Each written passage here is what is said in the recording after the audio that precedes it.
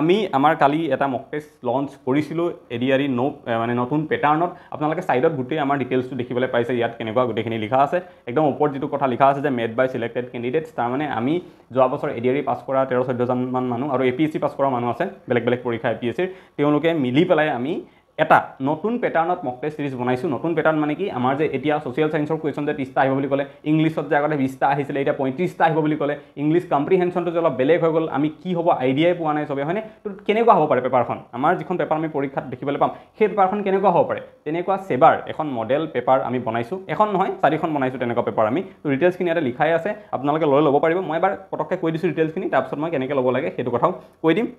So সেবা model paper একদম সেবা যেনেকুৱা পেপাৰ আহিব আমি তেনেকুৱা ধৰণে পেপাৰখিনি বনাইছো আৰু যিখিনি কোৱেশ্চন লেভেল আছে যোৱাবাৰ এডিআৰই যেনেকুৱা লেভেলৰ কোৱেশ্চন আছিল আমি তেনেকুৱাই দিছো কাৰণ এইবাৰো তেনেকুৱাই আহিব তাতকে টান কোৱেশ্চন কোনো কাৰণত নাহে ঠিক আছে হেতু লেভেলত দিছো আপোনালোকে দি চালে গম পাব যে আপোনালোকৰ কিমানখিনি প্ৰিপাৰেচন চলি আছে এতিয়া নতুন প্যাটাৰ্ণটোৰ হিচাপত ওকে তাৰ পিছত special focus on English and social সায়েন্সৰ যেটো সেকশন এটা থাকিব আমাৰ 30 মাৰ্কছৰ সেই গুটে সেকশনটোত আমি যিমান কোৱেশ্চন দিছো সব আমাৰ সোশ্যাল সায়েন্সৰ কিতাপৰ পৰা আমি লৈছো কোনো বেলেগ সোৰ্সৰ পৰা লোৱা নাই সব আমাৰ যিবিলাক কিতাপ আছে সেবাৰ আমি হেবু খুলিছো খুলি চাই তাৰ পৰা দিছো আৰু মইতো সোশ্যাল সায়েন্স পঢ়াই আছো বহুত দিনৰ পৰা গতিকে সেইখিনি মোৰ ভালকে আইডিয়া আছে সেই সেকশনটো বনাইছো আৰু ইংলিশ যেটো সবতছে ইম্পৰ্টেন্ট আমাৰ হৈ গ'ল এতিয়া কাৰণ জিকেত 65 মাৰ্কছ থাকিব আৰু তাৰ পিছতে সেকেন্ড হাইয়েস্ট মাৰ্কছ আমাৰ থাকিব ইংলিশত 60 মাৰ্কছ গতিকে ইংলিশত আমাৰ সব টপিকৰ এভৰিথিং টপিক আমি কভাৰ কৰিছো তাতে সব মানে আমি মেট্ৰিকত যিবিলাক আনকি পঢ়িছিলো কম্বাইন্ড সেন্টেন্স টেক কোৱেশ্চন তালৈকে মই এৰা নাই সব টপিক কভাৰ কৰি দিছো যাতে আপোনালোকে যদি কোনোবা এটা কোৱেশ্চন নোৱাৰে তেতিয়া যদি আইডিয়া পাই যে এই টপিকটো তাৰমানে মোৰ পঢ়া হোৱা নাই মই পঢ়িব লাগিব সেই আইডিয়াটো পাবৰ কাৰণে সব এড কৰিছো ইয়াতে আমি তাৰপিছত total number of mock test আপোনালোকে 4টা থাকিব আৰু প্ৰতিটো মক টেষ্টত 150টা কোৱেশ্চন থাকিব যেহেতু নতুন প্যাটাৰ্ণৰ মতে 150টা কোৱেশ্চন থাকিব হয়নে জিকে আমাৰ 35 সোশ্যাল 30 মেথছত আমাৰ 30 ইংলিশত আমাৰ 35 ৰিজনিংত 20 এনেকৈ যেহেতু আমাৰ টোটাল মিলাই পেলাই 150 কোৱেশ্চন থাকিব আমি 150 কোৱেশ্চন দিছো প্ৰতিটো মক টেষ্টত তেনেকৈ টোটাল 4টা মক টেষ্ট আছে এটা পিডিএফত কম্বাইন কৰি পেলাই আমি তাক বনাইছো আৰু সিলেবাছত যিমান টপিক আছে আমি সব কভাৰ কৰিছো এটা মক টেষ্টৰে যদি গোটেই কভাৰ সিলেবাস আমাৰ হোৱা নাই নেক্সট মক টেষ্টত যিবিলাক টপিকৰ ওপৰত প্ৰথমটোত কোৱেশ্চন দিয়া হয় সেকেন্ডটোত দিছো যিবিলাক কোৱেশ্চন সেকেন্ডটো দিয়া নহল যিবিলাক টপিকৰ পৰা কোৱেশ্চন থাৰ্ড মক টেষ্টত দিছো এনেকৈ আমি 4টা মক টেষ্টত 600 কোৱেশ্চন আছে total maths English reasoning social science reading comprehension দিছো তাত সব মিলাই পেলাই 600 কোৱেশ্চন আছে আৰু আমাৰ গোটেই সিলেবাস যিখন থাকে যিকোনো কম্পিটিটিভ এক্সামৰ গোটেইখিনি আমি তাতে কভাৰ কৰিছো আৰু আনসাৰ কিউ আপোনালোকে লগতে ইয়াত পাব আমাৰ আনসাৰ কিউ থাকিব যিবিলাক শুদ্ধ আনসাৰ সেইবিলাক ৰেড মাৰ্ক কৰি দিয়া থাকিব আপোনালোকে তাৰ পৰা চাই ল'ব তেনেকেও পাৰিব গতিকে এইখিনি হৈছে আমাৰ মক টেষ্টৰ বিষয় আপোনালোকে যদি দি চাব বিচাৰে যে নতুন প্যাটাৰ্ণৰ পেপাৰখন কি হ'ব কাৰণ যোৱাবাৰ পেপাৰ বেলেগ আছিল 100টা কোৱেশ্চন আছিল এতিয়া 150 হ'ল ইংলিশৰ ৰিডিং কম্প্ৰিহেনশন ইংলিশ ল্যাঙ্গুৱেজ বুলি নতুন সাবজেক্ট আহিলে সোশ্যাল সায়েন্স বুলি নতুনকৈ ভৰালে গতিকে অলপ চেঞ্জ যিহেতু হ'ল এই চেঞ্জ প্যাটাৰ্ণটোত এবাৰ পেপাৰখন কেনেকৈ অহাৰ চান্স আছে সেইটো যদি জানিব বিচাৰে আমাৰ মক টেষ্ট কেইটা আপোনালোকে দি চাব পাৰে দিবলৈ হ'লে আপোনালোকে কেনেকৈ ল'ব পাৰিব ইয়াতে আমি কাষত এটা স্কেনাৰ আপোনালোকৰ কাৰণে দিয়া আছে এই স্কেনাৰটো আপোনালোকে পেমেন্ট কৰিব লাগিব 99 रुपीस আৰু 99 रुपीस পে কৰি পেলাই যদি আপোনালোকে তলত যেটো নাম্বাৰ এটো দিয়া আছে এই নাম্বাৰটোত স্ক্ৰিনশ্বটটো পঠাই দিব আপোনালোকে মক টেষ্টটো পিডিএফ ফৰ্মেটত পাই যাব অলপ দেৰি লাগিব পাৰে 2 ঘণ্টা 3 ঘণ্টা 4 ঘণ্টা বাট পাই যাব একো টেনচন লম লগা নাই আৰু যদি স্কেনাৰটোত পেমেন্ট নহয় কিবা কাৰণত খেলিমেলি পায় আপোনালোকে তেতিয়া হলে স্কেনাৰটোত তলত এটা নাম্বাৰ দিয়া আছে জিপে বুলি সেই নাম্বাৰটোত গুগল পে ডাইৰেক্টলি কৰিব পাৰে কিন্তু সেই নাম্বাৰটোত কোনেও স্ক্ৰিনশ্বট নপঠাব ফোন নকৰিব একো নকৰিব যি আছে মেছেজ দিব লগা স্ক্ৰিনশ্বট পঠাব লগা এই নাম্বাৰটোত পঠাব ঠিক আছে আৰু এনেকৈ কৰিলে আপোনালোকে গোটেই 4টা মক টেষ্ট নতুন প্যাটাৰ্ণত 150টা কেজত কোৱেশ্চন আছে গোটেইখিনি পাই যাব so hello everyone welcome to the channel সকলোকে স্বাগতম জনাইছো মই অৰবিন্দ বৰা আজি মানডে ৰাতি 1:30 বাজিছে এতিয়া সময় হ'বৰ কাৰণে কৰিব পৰা নাই কিন্তু পৰীক্ষাও পাইছে সোনকালে পঢ়িব লাগিব ক্লাছখিনি আমি আজি ক্লাছ 8ৰ ইকোনমি পাৰ্টটো চাই লম ইয়াতে এইটো ক্লাছত 4টা চেপ্টাৰ আছে তাৰপিছত আমি পলিটি এটা বেলেগ ক্লাছত চাম সো আমাৰ যেটো ক্লাছ 8ৰ ইকোনমিৰ ফাৰ্স্ট চেপ্টাৰ আছে হেতু হৈছে মানৱ সম্পদ উন্নয়ন মানৱ সম্পদৰ লগত জড়িত গোটেই কথাবিলাক ইয়াতে আছে হিউম্যান ৰিসোৰ্স ঠিক আছে আমি সকলোৱে জানো প্ৰাকৃতিক সম্পদ মানৱ সৃষ্ট সম্পদ আছে আমি প্ৰাকৃতিক সম্পদ ব্যৱহাৰ কৰি বিভিন্ন ধৰণৰ মানৱ সৃষ্ট সম্পদ আমি খাজি উলিয়াও যেনেকৈ আমাৰ ওচৰত যিবিলাক ইটা সিমেন্ট বালি সেইবিলাক থাকে প্ৰাকৃতিক সম্পদ আমি সেইবিলাক ইউজ কৰি পেলাই ঘৰ বনাও ৰাস্তা বনাও আমি মানৱ সৃষ্ট সম্পদ বুলি কওঁ কিন্তু এই দুটা প্ৰসেছত নেচাৰেল ৰিসোৰ্সক আমি মেন মেড ৰিসোৰ্স বনাবলৈ মাজত যেটো বস্তু লাগে হেতু হৈছে আমাৰ মানুহ ঠিক আছে আৰু সেই মানুহক কোৱা হয় মানৱ সম্পদ একদম শৰ্টকে যদি কওঁ আমি নিশ্চয় সকলো এইবিলাক কথা জানো তথাপি চেপ্টাৰটোত কিনো দিয়া আছে আমি সেই বিষয়ে চাম প্ৰথমখিনি ডকুমেন্ট কিবা বুজিবলৈ আমি চেষ্টা কৰোঁ ঠিক আছে সদায় যেনেকৈ আমি কৰোঁ অকমান ভালকৈ বুজিবলৈ চেষ্টা কৰোঁ ইয়াতে আমি সবে নিশ্চয় মানৱ সম্পদৰ বিষয়ে অলৰেডি পঢ়িছো বহুত বস্তু প্ৰাকৃতিক সম্পদ প্ৰচুৰ পৰিমাণে থাকিলে এখন দেশৰ উৎপাদন বৃদ্ধি নাপায় ঠিক আছে আমাৰ নৰ্থ ইষ্টখন সেইটো এটা বেষ্ট এক্সাম্পল প্ৰাকৃতিক সম্পদত আমাৰ সব ফালৰ পৰা উন্নত আমি বহুত প্ৰাকৃতিক সম্পদ আমাৰ আছে কিন্তু আমি তাক ইউজ কৰিবৰ কাৰণে আমাৰ হাতত টেকন'লজি লাগিব মানুহ লাগিব সেইবিলাক ইউজ কৰি পেলাই আমি তাক ভাল ব্যৱহাৰ কৰিব জানিবৰ কাৰণে কিন্তু মানৱ সম্পদ নাই কাৰণে আমাৰ নৰ্থ ইষ্টখন আজি ইমান পিছ পৰি আছে অফক'ৰ্ছ কমিউনিকেশ্যন বা সেই ট্ৰান্সপৰ্টেশ্যন ছিষ্টেমটো এটা তাৰ কাৰণে জগৰীয়া কিন্তু বেছিকেলি মানৱ সম্পদ নাই কাৰণে আমাৰ নৰ্থ ইষ্টত বা ইণ্ডিয়াৰে বহুত জেগাত আমাৰ প্ৰাকৃতিক সম্পদত আমি বহুত চহকী হৈও আগবাঢ়িব পৰা নাই সেই কথাটো ইয়াতে কোৱা হৈছে যে প্ৰাকৃতিক সম্পদ প্ৰচুৰ পৰিমাণে থাকিলেও এখন দেশৰ উৎপাদন বৃদ্ধি নাপায় এখন দেশৰ প্ৰডাকশ্যন ঠিক আছে বা জিডিপি প্ৰডাকশ্যনটো আল্টিমেটলি জিডিপিৰ লগত জড়িত বৃদ্ধি নাপায় যদিহে সেই সম্পদৰ ওপৰত নিৰ্ভৰ কৰি বিভিন্ন উৎপাদনমুখী কাৰ্য সংঘটিত নহয় উৎপাদনমুখী কাৰ্য সংঘটিত কেতিয়া নহ'ব যেতিয়া তাৰ সেই দেশখনৰ বা সেই এৰিয়াটোৰ অঞ্চলটোৰ মানৱ সম্পদ ভাল নহয় ঠিক আছে উৎপাদন প্ৰক্ৰিয়াৰ এক উন্নত কাৰণ হ'ল শ্ৰম য'ত অংশগ্ৰহণ কৰিব পাৰে একমাত্ৰ মানুহে যেতিয়া উৎপাদন প্ৰডাকশ্যন যদি আমি কৰোঁ কিবা এটা বস্তু তেতিয়া আমাক 4টা বস্তু লাগে ঠিক আছে প্ৰডাকশ্যন কৰিবলৈ যিকেইটাক আমি ইকনমিক্সত কি বুলি কওঁ ইকনমিক্সত পঢ়াসকলে মনত পৰিব ফেক্টৰ্ছ অফ প্ৰডাকশ্যন আৰু এই ফেক্টৰ্ছ অফ প্ৰডাকশ্যনত 4টা বস্তু থাকে আমাৰ কি থাকে লেণ্ড মাটি লাগে আমাক ঠিক আছে লেবাৰ 3 নম্বৰত আমাক লাগে কেপিটেল মানে টকা পইচা মূলধন এণ্ড 4 নম্বৰত আমি অৰ্গেনাইজেশ্যন বা এণ্টাৰপ্ৰিনিয়ৰশ্বিপ বুলি কওঁ ঠিক আছে এটা অৰ্গেনাইজেশ্যন আমাক লাগে কাম কৰিবলৈ যিটো অৰ্গেনাইজেশ্যনৰ জৰিয়তে কাম হ'ব ওকে আমাক মূলধন লাগে পইচা লাগে মাটি লাগে লেণ্ড আৰু লেবাৰ লাগে মানে কাম কৰা তাত ৱৰ্কাৰ্ছ লাগে তো এই যিটো ৱৰ্কাৰ এইটো এটা মূল আমাৰ ফেক্টৰ্ছ অফ প্ৰডাকশ্যন 4টাৰ ভিতৰত এটা হয় গতিকে এই বস্তুটো যদি ভাল নহয় লেবাৰটো যদি ভাল নহয় তেতিয়াহ'লে আমাৰ কাম হ'ব জানো আমাৰ কাম ভালদৰে নহ'ব ঠিক আছে এটা হেতু কৈছে উৎপাদন প্ৰক্ৰিয়াৰ এক অন্যতম কাৰক হ'ল শ্ৰম য'ত অংশগ্ৰহণ কৰিব একমাত্ৰ মানুহে আৰু লেবাৰ একমাত্ৰ মানুহেই হ'ব পাৰে আজিকালি মেচিন ওলাই গৈছে কিন্তু সেই মেচিন বনাবলৈ মেচিনটো অপাৰেট কৰিবলৈ কি লাগিব মানুহ লাগিব আল্টিমেটলি মানুহ নোহোৱাকৈ বা মানৱ সম্পদ নোহোৱাকৈ আমাৰ কিবা এটা বস্তুৰ প্ৰডাকশ্যন উৎপাদন হ'ব নোৱাৰে ঠিক আছে কিন্তু সকলো মানুহ আকৌ উৎপাদনত অংশগ্ৰহণ কৰিব নোৱাৰে ল'ব নোৱাৰে যদিহে তেওঁ শাৰীৰিক আৰু মানসিকভাৱে শ্ৰম কৰিবলৈ সক্ষম নহয় কোনোবা মানুহ যদি শাৰীৰিকভাৱে অক্ষম হয় ঠিক আছে তেতিয়াহ'লে তেওঁ উৎপাদন প্ৰক্ৰিয়াত অংশগ্ৰহণ কৰিব নোৱাৰে তেওঁ লেবাৰ হিচাপে কাম কৰিব নোৱাৰে সেয়েহে এখন দেশৰ জনসংখ্যা বৃদ্ধি হোৱাটোকে মানৱ সম্পদ বৃদ্ধি হোৱা বুলি নুবুজায় এতিয়া যদি আমি মানৱ সম্পদ মানে কি মানুহৰ কথা কৈছোঁ মানে মানুহ যেতিয়া সম্পদ হিচাপে ইউজ কৰা হয় মানুহক ব্যৱহাৰ কৰা হয় বা মানুহে কিবা এটা নিজৰ মানে বুদ্ধি বৃত্তি লগাই পেলাই যেতিয়া কিবা এটা কাম কৰে তেতিয়া সেই মানুহজন মানৱ সম্পদ ৰূপে ৰূপান্তৰিত হয় কিন্তু আমি কি কৈছোঁ তেতিয়াহ'লে এইটো কথা ক'ব পাৰি নেকি যে এখন দেশৰ জনসংখ্যা আগতে 100জন আছিলে এতিয়া গৈ পেলাই 1000জন হ'ল গতিকে সেই দেশখনত মানুহ বঢ়াৰ লগে লগে মানৱ সম্পদ বাঢ়িছে এনেকৈ কম নেকি নকওঁ তেনেকৈ আমি ক'ব নোৱাৰোঁ আমাৰ যিমান মানুহ থাকে মানুহবিলাকে যদি দেশৰ উৎপাদনত কিবা তেওঁলোকে অৰিহণা যোগায় তেতিয়াহে তেওঁলোকক আমি মানৱ সম্পদ বুলি ক'ম কোনোবা মানুহ যদি এনেই ঘৰত শুই বহি আছে তাক আমি মানৱ সম্পদ বুলি কেতিয়াও ক'ব নোৱাৰোঁ ঠিক আছে সম্পদ হ'বলৈ মানুহৰ কিছুমান গুণ থাকিব লাগিব এইখিনিৰ পৰা তোমালোকে ধাৰণা কৰিব পাৰিলা যে মানুহ মাত্ৰে সম্পদ নহয় ঠিক আছে কিছুমান সৰু সৰু লাইন যিবিলাক আমি মনত ৰাখি যাম কিবা কাৰণত আমাক ইউজ হৈ যাব ষ্টেটমেণ্ট বেছ কুৱেশ্যন এটা কৰবা ঠিক আছে যে every man is a human research হয় নেকি এনেকুৱা ষ্টেটমেণ্ট দিব পাৰে ট্ৰু ফল্ছ দি পেলাই ঠিক আছে তো ইকনমি তেনেকুৱা আহাৰ বস্তু থাকে চান্স থাকে ঠিক আছে economy is a study of management of resources সেইটো এটা ষ্টেটমেণ্ট দিলে যে every man is human resource in economy সেইটো কথা দিলে তোমাক ঠিক আছে আৰু দিলে তোমাৰ যে স্কেয়াৰচিটি যে main factor in economic studies এনেকৈ দিলে ঠিক আছে কোনটো ভুল ইয়াৰে পৰা কোনটো শুদ্ধ এনেকৈ ওলাব দিব পাৰে ষ্টেটমেণ্ট অ'কে সৰু সুৰা বহুত বেছিক ষ্টেটমেণ্ট সেইবিলাক আহি যাব পাৰে তো সেইকাৰণে আমি চাই থোৱাটো ভাল সম্পদ যদি হ'বলৈ হয় কোনোবা ঠিক আছে তেতিয়াহ'লে মানুহে উন্নতমানৰ জীৱন নিৰ্বাহৰ বাবে প্ৰয়োজনীয় শিক্ষা প্ৰশিক্ষণপ্ৰাপ্ত হোৱাৰ লগতে সুস্বাস্থ্যৰো অধিকাৰী হ'ব লাগিব মানৱ সম্পদ হ'বলৈ হ'লে কি হ'ব লাগিব তেতিয়াহ'লে মানুহজনৰ শিক্ষা থাকিব লাগিব এটা ট্ৰেইনিং থাকিব লাগিব ঠিক আছে আজি মই মানৱ সম্পদ হয় মই এটা কাম কৰোঁ অফিচত ইয়াতে মই পঢ়া শুনোৱা সেইবিলাক কৰোঁ ঠিক আছে তো তাৰ কাৰণে মোৰ শিক্ষা আছে মোৰ প্ৰশিক্ষণপ্ৰাপ্ত হয়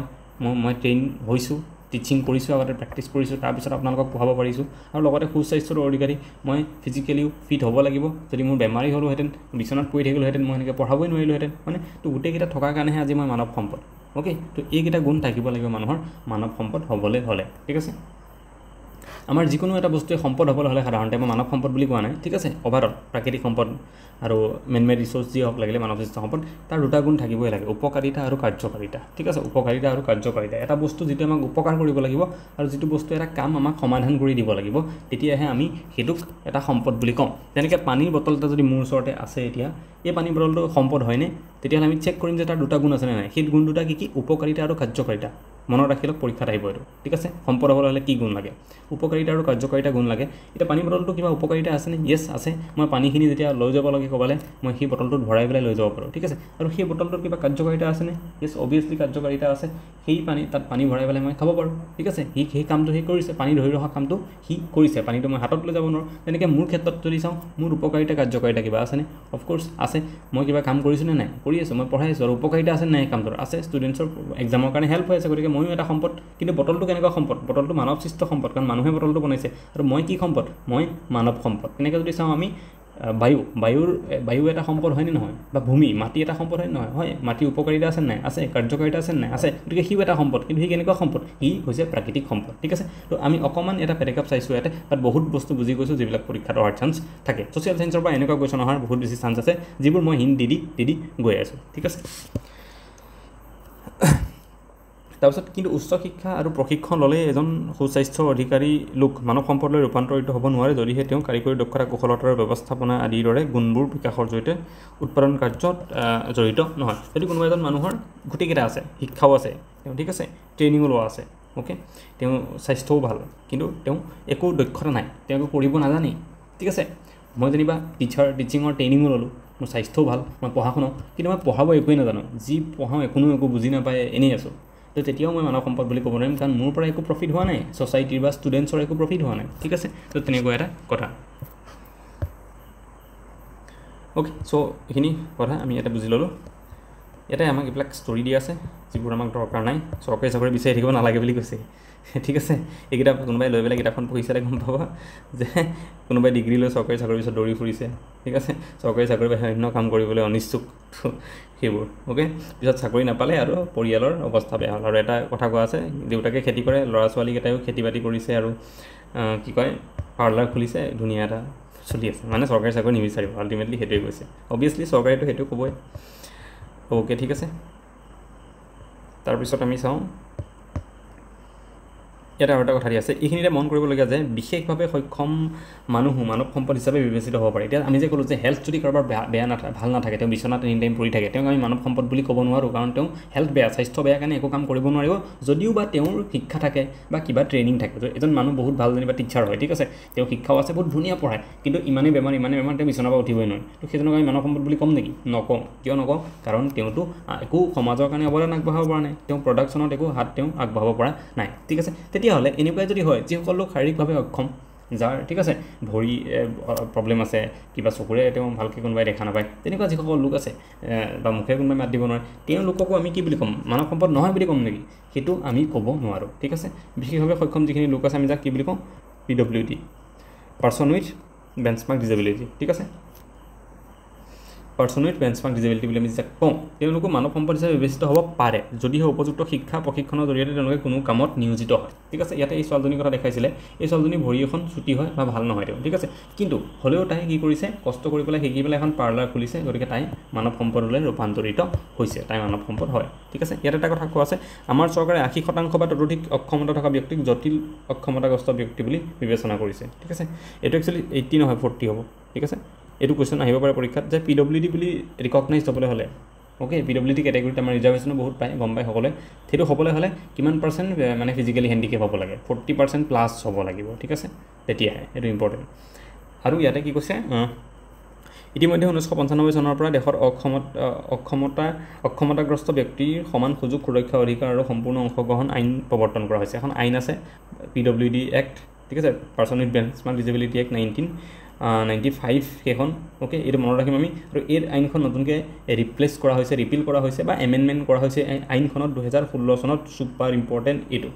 আমাৰ যিখন PWD এক্ট আছে ঠিক আছে equal opportunity security and rights act okay সেই এক্টখন কি কৰা হৈছে আমাৰ 2016 চনত নতুনকৈ বনোৱা হৈছে বহুত প্ৰভিজন তাত নতুন এড কৰা হৈছে যিখন আমি জনাটো বহুত বেছি দৰকাৰ কেতিয়া কৰা হৈছে এইটো 2016 চনত ঠিক আছে এতিয়া মানৱ সম্পদৰ কথালে মানৱ সম্পদৰ উন্নয়ন কেনেকৈ হ'ব ইয়াৰে অকণমান পঢ়িব লগা আছে আমি পঢ়ি ল'ম ঠিক আছে আমাৰ দেশৰ উৎপাদন কাৰ্যৰ 4টা মূল উপাদান আছে যিকোনো বস্তু প্ৰডাকশ্যন কৰিবলৈ মই ক'লোঁ 4টা ফেক্টৰ আছে যিকেইটাক আমি ইকনমিক্সত কি বুলি কওঁ ফেক্টৰছ অফ প্ৰডাকশ্যন ঠিক আছে সেইকেইটা কি ভূমি শ্ৰম মূলধন আৰু সংগঠন এইকেইটাক মই কি বুলি কৈছিলোঁ land labour capital and organisation ঠিক আছে লেণ্ডৰ ভিতৰত কি আহিব আমাৰ প্ৰডাকশ্যন কৰিবলৈ কি লাগিব আমাক এটুকুৰা মাটি লাগিব হয়নে মাটি টুকুৰাত এটা ঘৰ ইণ্ডাষ্ট্ৰি এটা ফেক্টৰী এটা বনাবলৈ এটা ঘৰ লাগিব ঠিক আছে চ' সেই যিখিনি ফিজিকেল আমাৰ স্পেচ থাকে মাটি ঠিক আছে তাতে এটা ঘৰ আছে ফেক্টৰী বনোৱা আছে সেইটোক ভূমিৰ আণ্ডাৰত ধৰা হয় শ্ৰম মানে লেবাৰসকলক ধৰা হয় ঠিক আছে যিখিনি আমাৰ লেবাৰ আছে হিউমেন এফৰ্ট যোনে দিয়ে সেইখিনিক আমি লেবাৰ বুলি কওঁ শ্ৰম বুলি কওঁ মূলধন মানে কি আমাৰ কেপিটেল ঠিক আছে ইয়াত কেপিটেল বুলি ক'লে আমি কি বুজোঁ যেনেকৈ আমাৰ মেচিনেৰীবিলাক ঠিক আছে কম্পিউটাৰ যিবিলাক আছে ডাঙৰ চাহপাত বনোৱা আমাৰ যিবিলাক যন্ত্ৰ আছে মেচিন ঠিক আছে ধৰি লওক মই চাহপাতৰ এটা ফেক্টৰীৰ কথা কৈ আছোঁ তাতে চাহপাতৰ বনাবলৈ যিবোৰ মেচিনছ আছে সেইবিলাকক আমি মূলধন বুলি কওঁ ঠিক আছে আৰু সংগঠন মানে যোনে সেইবোৰ চলাই থাকে মানে মালিক পক্ষ যি থাকে ঠিক আছে এণ্টাৰপ্ৰিনাৰশ্বিপ অ'কে যোনে ষ্ট্ৰেটেজিক ইনিচিয়েটিভ লয় আৰু ৰিস্ক টেকিং ইনভলভমেণ্ট যাৰ থাকে তাতে বিজনেছটো চলাবলৈ মালিক পক্ষ যোন থাকে তেওঁলোকৰ কথা কৈছোঁ সংগঠনত অ'কে এই চাৰিটা বস্তু আমাক লাগে এটা প্ৰডাকশ্যন উৎপাদন কাৰ্য কৰিবলৈ ইয়াৰে প্ৰথমটোৰ বাহিৰে বাকী আটাইকেইটা উপাদানত মানুহৰ প্ৰত্যক্ষ অৱদান থাকে ইয়াত যদি আমি ভূমিটোক বাদ দিওঁ শ্ৰম মূলধন সংগঠন মানে মালিক পক্ষ মানুহেই মূলধন মানে কেপিটেল যিটো আমাৰ বনায় মেচিনাৰিজবিলাক মানুহে বনায় তাত হয় যিবিলাক মেচিনছ থাকে আৰু শ্ৰম তাত যোনে কাম কৰিব যিখিনি মানুহ সেইখিনিতো মানুহে ডাইৰেক্টলি গতিকে এই তিনিওটা বস্তু মানুহৰ লগতে জড়িত মানে আমি এটা বস্তু প্ৰডাকশ্যন কৰিবলৈ হ'লে মাটিটোহে এনেকৈ এটা বস্তু যিটো আমাৰ মানুহৰ একো অধিকাৰ নাথাকে আমি মানুহে সৃষ্টি নকৰোঁ বা মানুহৰ একো হাত নাই মাটিটোতো পৃথিৱীত যেতিয়াৰ পৰাই আছে পৃথিৱী সৃষ্টি হোৱাৰ পৰাই হয়নে বাকী তিনিও তাতে কিন্তু আমাৰ মানুহৰে হাত থাকে মানৱ সম্পদৰ হাত থাকে অ'কে গতিকে দেশৰ উৎপাদন বৃদ্ধি কৰিবলৈ হ'লে মানৱ সম্পদৰ বিকাশ হ'বই লাগিব গতিকে দেশৰ উৎপাদন বৃদ্ধি হ'বলৈ হ'লে মানৱ সম্পদ আমি বিকাশ কৰিবই লাগিব যিমানেই মানৱ সম্পদৰ উন্নয়ন হ'ব সিমানেই দেশে উৎপাদন কাৰ্যত সফলতা লাভ কৰিব আৰু ৰাষ্ট্ৰীয় আয় বৃদ্ধি হ'ব আৰু উৎপাদন যিমান বৃদ্ধি হ'ব সিমান আমাৰ নেশ্যনেল ইনকাম বাঢ়িব আমাৰ GDP গ্ৰ'থ সিমানেই বেছিকৈ হ'ব ৰাষ্ট্ৰীয় আয় বৃদ্ধিয়ে দেশ এখন স্বাৱলম্বী হোৱাত সহায় কৰে আৰু যিমান নেশ্যনেল ইনকাম বাঢ়িব আমাৰ GDP বাঢ়িব আমাৰ দেশখনৰ কাৰণে সিমানেই বেছি ডেভেলপমেণ্ট হ'ব বৰ্তমানৰ বিকশিত অৰ্থনীতিৰ প্ৰেক্ষাপটত মানৱ সম্পদ উন্নয়নৰ বিষয়তে যথেষ্ট তাৎপৰ্য বহন কৰিছে মানৱ সম্পদ উন্নয়নৰ মূল চালিকা শক্তি হৈছে স্বাস্থ্য উপযুক্ত শিক্ষা আৰু প্ৰশিক্ষণ কৈছে মানৱ সম্পদ উন্নয়ন কেনেকৈ হ'ব এই তিনিওটা বস্তু লাগিব মানুহজন ফিট হ'ব লাগিব ফিজিকেলি উপযুক্ত শিক্ষাটো পাব লাগিব আৰু ট্ৰেইনিং থাকিব লাগিব ঠিক আছে এই তিনিওটা মিলি পেলাই এজন মানুহ কি হ'ব তেতিয়া মানৱ সম্পদ হ'ব অ'কে তেওঁ ট্ৰেইনিং থাকিব লাগিব এডুকেশ্যন পাব লাগিব আৰু ফিজিকেলি তেওঁ ঠিক থাকিব লাগিব ফিট হ'ব লাগিব ঠিক আছে ফিজিকেলি ফিট মানে স্বাস্থ্য তেওঁ ভাল হ'ব লাগিব কাৰণ শিক্ষা আৰু প্ৰশিক্ষণে মানুহৰ চিন্তা শক্তি জাগ্ৰত কৰে আৰু দক্ষতা বৃদ্ধি কৰে আকৌ সুস্বাস্থ্যই মানুহৰ কৰ্মশক্তি বঢ়ায় মানুহ ভালকৈ থাকিলেহে কাম কৰিব পাৰিব ভাৰতৰ মুঠ জনসংখ্যা ইমান ইয়াতে দিয়া আছে ভাৰতৰ আয়তন ইমান জনসংখ্যা ঘনত্ব 382 ঠিক আছে অসমৰ কিমান জনসংখ্যা ঘনত্ব পপুলেশ্যন ডেঞ্চিটি কিমান 398 আমাৰ দেশৰ চৰকাৰে প্ৰৱৰ্তন কৰা আধুনিক আৰু বিজ্ঞানসন্মত শিক্ষা ব্যৱস্থা স্বাস্থ্য নীতি বিভিন্ন আঁচনি জলপানী ব্যৱস্থা উন্নত মানৰ প্ৰশিক্ষণ তথা বিভিন্ন সা সুবিধাৰ ফলত বৰ্তমান দেশৰ মানৱ সম্পদ উন্নয়নৰ দিশটো সবল হৈছে অৱশ্যে এই দিশত ক্ষিপ্ৰতা লাভ কৰিবলৈ আমাৰ দেশক এতিয়াও কিছু সময় লাগিব ভূ আয়তনৰ তুলনাত দেশৰ জনসংখ্যা ঘনত্ব বহু বেছি আমাৰ দেশখন যিমান ডাঙৰ তাতকৈ মানুহ বহুত বেছি আছে গতিকে আমাৰ এই গোটেই বস্তুবিলাক মানুহক প্ৰভাইড কৰাটো এজন মানুহক মানৱ সম্পদলৈ ৰূপান্তৰিত কেনেকৈ কৰিব পাৰিম আমি যেতিয়া আমি কি কৰিম এই তিনিটা বস্তু স্বাস্থ্য উপযুক্ত শিক্ষাৰ প্ৰশিক্ষণ কিন্তু সেইটো দিবলৈ বহুতখিনি টকা পইচা খৰচ হ'ব চৰকাৰৰ ঠিক আছে আৰু সেই দিব পাৰিলেহেঁতেন যদি জনসংখ্যা কম হ'ল কিন্তু জনসংখ্যা আমাৰ ইমান বেছি যে সকলোকে এনেকৈ দিয়াটো সম্ভৱ নহয় ঠিক আছে সেইকাৰণে আমাৰ মানৱ সম্পদ মানুহৰ পৰা মানৱ সম্পদ বনোৱা যিটো প্ৰচেছ আমাৰ ইয়াতে অকণমান শ্ল' বেলেগ দেশতকৈ ঠিক আছে ইমান সংখ্যক মানুহক একেলগে উপযুক্ত শিক্ষা খাদ্য বাসস্থান পৰিৱৰ্তিত সময়ৰ লগত খাপ খুৱাবলৈ আমাৰ দেশৰ চৰকাৰে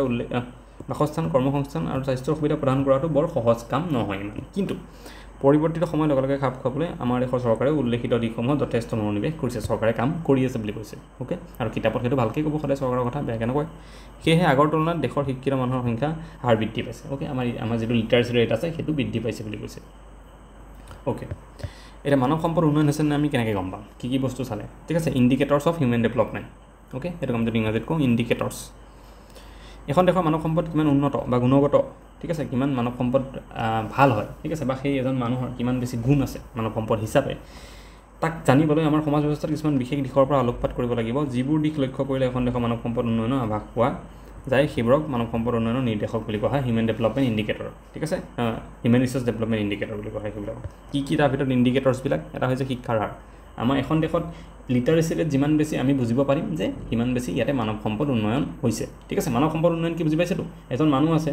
ঠিক আছে তেওঁ সেই মানুহজনক যদি আমি এই তিনিটা বস্তু দি দিব পাৰোঁ কি গুড হেল্থ তাৰপিছত এডুকেশ্যন আৰু ট্ৰেইনিং এই তিনিটা দি পেলাই তেওঁক যদি আমি এটা কাম কৰিবলৈ ৰেডি কৰিব পাৰোঁ কাম কৰিবলৈ তেওঁ কি কৰিব পাৰোঁ ৰেডি কৰিব পাৰোঁ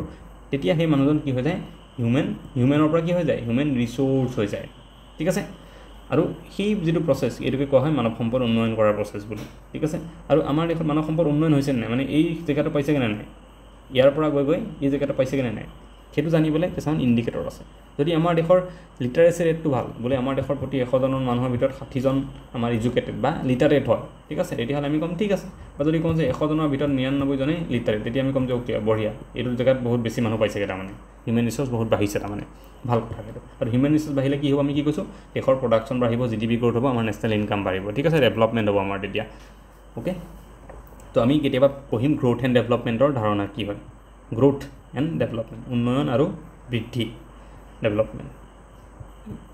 এইকেইটাৰ মিনিং বেলেগ বেলেগ হয় আমি সেয়াও পঢ়িম ঠিক আছে ক্লাছ 10ত আছে চাগে এইবিলাক তেতিয়া আমি চাম আছে 10ত আছে তো এটা হৈছে ইণ্ডিকেটৰ কি শিক্ষা সেইটো হাৰ গুণগত শিক্ষা মানৱ সম্পদ উন্নয়নৰ প্ৰাথমিক কাৰক শিক্ষা ব্যৱস্থা সঠিক হ'লেহে মানৱ সম্পদ শিক্ষা ব্যৱস্থা সঠিক হ'লেহে উন্নত মানৱ সম্পদ তৈয়াৰ হোৱা সম্ভৱ শিক্ষা ব্যৱস্থাটো ঠিক হ'ব লাগিব আমি কৈছোঁ অলৰেডি এডুকেশ্যন লাগিবই লাগিব ট্ৰেইনিং লাগিবই লাগিব হেল্থ ঠিক হ'বই লাগিব তো তাৰে ভিতৰত এটা শিক্ষা প্ৰকৃত শিক্ষাই জ্ঞান আৰু দক্ষতা বৃদ্ধি কৰে জ্ঞান আৰু দক্ষতা বৃদ্ধি কৰাৰ পৰা শিক্ষাৰ যোগেদি শিক্ষিতৰ হাৰ বঢ়াব পৰাটোকে মানৱ সম্পদ উন্নয়নৰ কথা বুজায় অ'কে যি দেশত শিক্ষিতৰ হাৰ উচ্চ সেই দেশৰ মানৱ সম্পদৰ মানুহ উন্নত যিবিলাক দেশত লিটাৰেচি ৰেট বেছিকৈ আছে ঠিক আছে যিবিলাক দেশ বা আমাৰ ভাৰততে যিবিলাক ৰাজ্যত লিটাৰেচি ৰেট বেছি সেইবিলাক ৰাজ্যত কি হয় তেওঁলোকৰ যিবিলাক মানৱ সম্পদ আছে হিউমেন ৰিচোৰ্চ আছে তেওঁলোকৰ কোৱালিটিটো আমাৰ বাকীবিলাকতকৈ বেছি হয় ঠিক আছে এতিয়া বিহাৰত যদি চাওঁ লিটাৰেচি ৰেট বহুত ভাল নহয় আৰু যদি আমি চাওঁ কেৰেলাত বহুত ভাল হয় বা আমাৰ মিজোৰামত বহুত ভাল হয় তো এইবিলাক ৰাজ্যত যিবিলাক হিউমেন ৰিচোৰ্চ আছে তেওঁলোকৰ যিটো কোৱালিটি যিমান ভাল বিহাৰৰ কোৱালিটিটো সিমান ভাল নহয় ঠিক আছে এটা এক্সাম্পল দিয়া আছে জাপান ইংলেণ্ডৰ আৰু ভাৰতৰ লগত ইয়াতে কম্পেয়াৰ কৰিছে ঠিক আছে ভাৰতৰ আমাৰ শিক্ষিত হাৰ কিমান 74% অ'কে পুৰুষ আৰু মহিলা ছেপাৰেট দিয়া আছে জাপানৰতো আমাক দৰকাৰ নাই জাষ্ট কম্পেৰিজনৰ কাৰণে দিয়া আছে অ'কে তো এটা ইণ্ডিকেটৰ শিক্ষাৰ হাৰ যে লিটাৰেচি ৰেট ছেকেণ্ড ইণ্ডিকেটৰটো হৈছে জীৱন প্ৰত্যাশা যে মানুহজন কিমান দিন জীয়াই থাকিব যিটো আমি ইংৰাজীত কি বুলি কওঁ লাইফ এক্সপেক্টেঞ্চি ঠিক আছে ইংৰাজীত আমি সেইটো কওঁ চ' এজন মানুহে কিমান দিন জীয়াই থাকিব সেইটো এটা অনুমান কৰা যায় আৰু সেইটোকে কোৱা হয় লাইফ এক্সপেক্টেঞ্চি আমাৰ ভাৰতত 2011 চনৰ যি ভিত্তিত আমাৰ ইয়াতে কি কোৱা হৈছে 2006 বা 11 চনৰ যি ডাটা ৰিচাৰ্চ আছে সেই হিচাপত আমাৰ ভাৰতত এজন পুৰুষ অলমষ্ট 66 ইয়াৰ্ছ জীয়াই থাকিব বুলি ধৰা হয় এভাৰেজ এজন পুৰুষ আৰু মহিলা হ'লে 68 ইয়াৰ্ছ জীয়াই থাকে বুলি ধৰা হয় ঠিক আছে এইকেইটা মনত ৰাখিব লাগিব ডাটাকেইটা আহিব লাইফ এক্সপেক্টেঞ্চি ইণ্ডিয়াৰ কিমান অ'কে 65 অলমষ্ট 66 আৰু মহিলাৰ 68 জন্মকালীন শিশুৰ মৃত্যুৰ হাৰ তো এইটো হৈছে আমাৰ IFR ঠিক আছে infant mortality rate IMR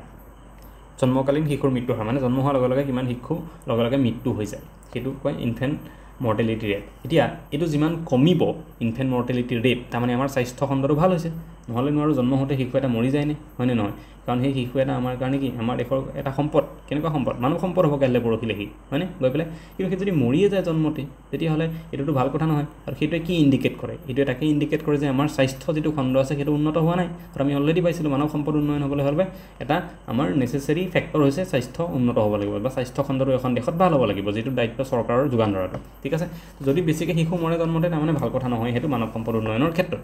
okay তো আমি তাক হ্ৰাস কৰিব লাগে যিমান পাৰোঁ ঠিক আছে প্ৰতি হাজাৰত ইয়াত দিয়া আছে ভাৰতত জন্ম হৈ কিমান মৰে 2016 চনৰ হিচাপত 34টা শিশু মৰে প্ৰতি 1000 ঠিক আছে 1000 যদি জন্ম হয় তাতে 34টা জন্ম হৈ মৰি যায় 11 চনত এইটো বহুত বেছি আছিলে কমিলে 10টা কমিলে আৰু অসমতো তেনেকুৱাই 10টা কমিছে ঠিক আছে আমি 11 আৰু 16 যদি কম্পেয়াৰ কৰোঁ 16 চনৰ মতে এতিয়া লেটেষ্ট অসমত প্ৰতি 1000 শিশু জন্ম হ'লে 44টা তাৰ পৰা মৰে এইটো হৈছে নীতি আয়োগৰ ৰিপৰ্ট মানৱ সম্পদ উন্নয়ন হ'ব লাগিলে এনে মৃত্যুৰ হাৰ হ্ৰাস পাব লাগিব মানে কমিব লাগিব ঠিক আছে ইনফেণ্ট মৰ্টেলিটি ৰেটটো হ্ৰাস হ'ব লাগিব জনমূৰি আয় চবেই এইটো কথা আমি জানো অলৰেডি ঠিক আছে জনমূৰি আয় মানে কি আমাৰ যিটো টোটেল পপুলেশ্যন যিটো থাকে টোটেল পপুলেশ্যন ডিভাইডেড বাই টোটেল ইনকাম আমাৰ এখন দেশৰ মানুহে টোটেল যিমান ইনকাম কৰে সেইটোৰে এইটো মই উল্টা কৈ দিলোঁ এক মিনিট উল্টাকৈ ক'লোঁ যিমান আমাৰ টোটেল যিটো ইনকাম হ'ব আমাৰ তাক টোটেল পপুলেশ্যনে যদি ডিভাইড কৰোঁ যিটো আহিব সেইটোৱে হয় জনমূৰি আয় ধৰি ল'লোঁ আমাৰ দেশৰ এবছৰ টোটেল ইনকাম হ'ল 100 টকা গোটেই দেশৰ মানুহে লগ লাগি পেলাই 100 টকা ইনকাম কৰিলে আৰু দেশত মানুহ আছিলে কিমান 10জন ঠিক আছে তো এভাৰেজ প্ৰতিজনে কিমানকৈ ইনকাম কৰিছে 10 টকাকৈ ইনকাম কৰিছে ঠিক আছে এইটো হৈছে জনমূৰি আয় চবেই জানো আমি আৰু ধৰি ল'লোঁ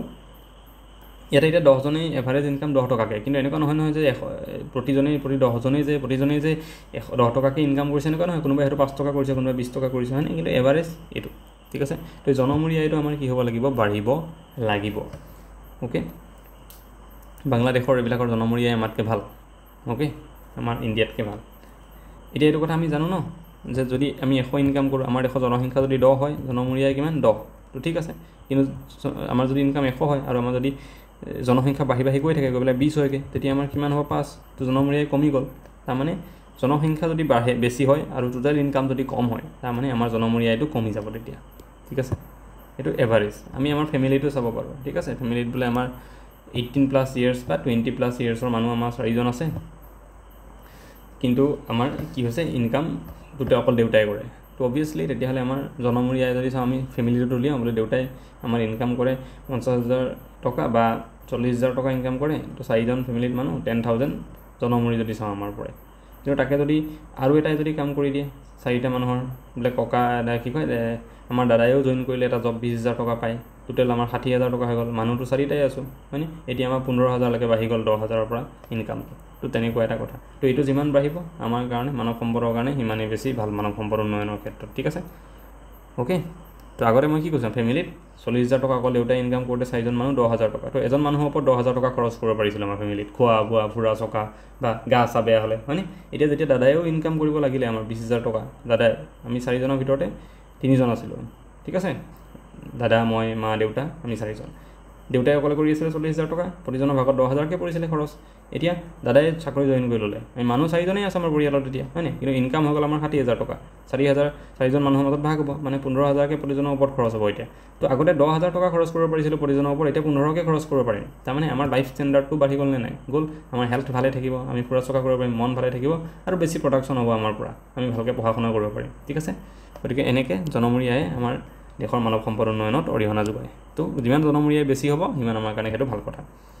বিদ্যালয় আৰু বিদ্যালয় এৰাৰ হাৰ। চ' কিমান ষ্টুডেণ্টে বিদ্যালয়ত নামভৰ্তি কৰে আৰু কিমানে তাৰ এৰি দিয়ে, ঠিক আছে। এইটো বেলেগ বেলেগ ছেকশ্যনত থাকে। বোলে ক্লাছ 1ত এডমিশ্যন লৈছিলে 100জনে, ক্লাছ 2ত পাওঁতে 80জন থাকিলে, 3ত পাওঁতে বোলে 70জন থাকিলে, এনেকৈ কিমান কমি গৈ আছে নামভৰ্তি আৰু কিমানে স্কুল এৰিছে সেইটো। তো অবভিয়াছলি এইটো কি হ'ব বাৰু? নামভৰ্তিতকৈ যদি নামভৰ্তি আমাৰ হৈ থাকিব, ঠিকে আছে, বাট বিদ্যালয় এৰাৰ সংখ্যা যদি বেছি পায়, ঠিক আছে। বোলে এটা বছৰ আছিলে 2001 চনৰ পৰা বোলে 2010 চনলৈকে আমি চালোঁ, ঠিক আছে। তেতিয়া কি হৈছে? 100জন ল'ৰা ছোৱালীয়ে এডমিশ্যন লৈছিলে ক্লাছ 1ত, ঠিক আছে, ক্লাছ 1 100জনে, আৰু 10 বছৰত ক্লাছ 10 পাই যাবগৈ। আমি দেখিলোঁ ক্লাছ 10 পাওঁতে ল'ৰা ছোৱালী আছেগৈ আমাৰ 60জন। এইটো আৰু এটা দেখিলোঁ আমি 2011 চনৰ পৰা 2020 চনলৈকে যেনিবা চালোঁ, ঠিক আছে। ক্লাছ 1ত আমাৰ এডমিশ্যন লৈছিলে এবাৰ কি হ'ল আমাৰ 100জন ষ্টুডেণ্টে, কিন্তু ক্লাছ 10 পাওঁতে এবাৰ আমাৰ 80জন ষ্টুডেণ্টে আছে,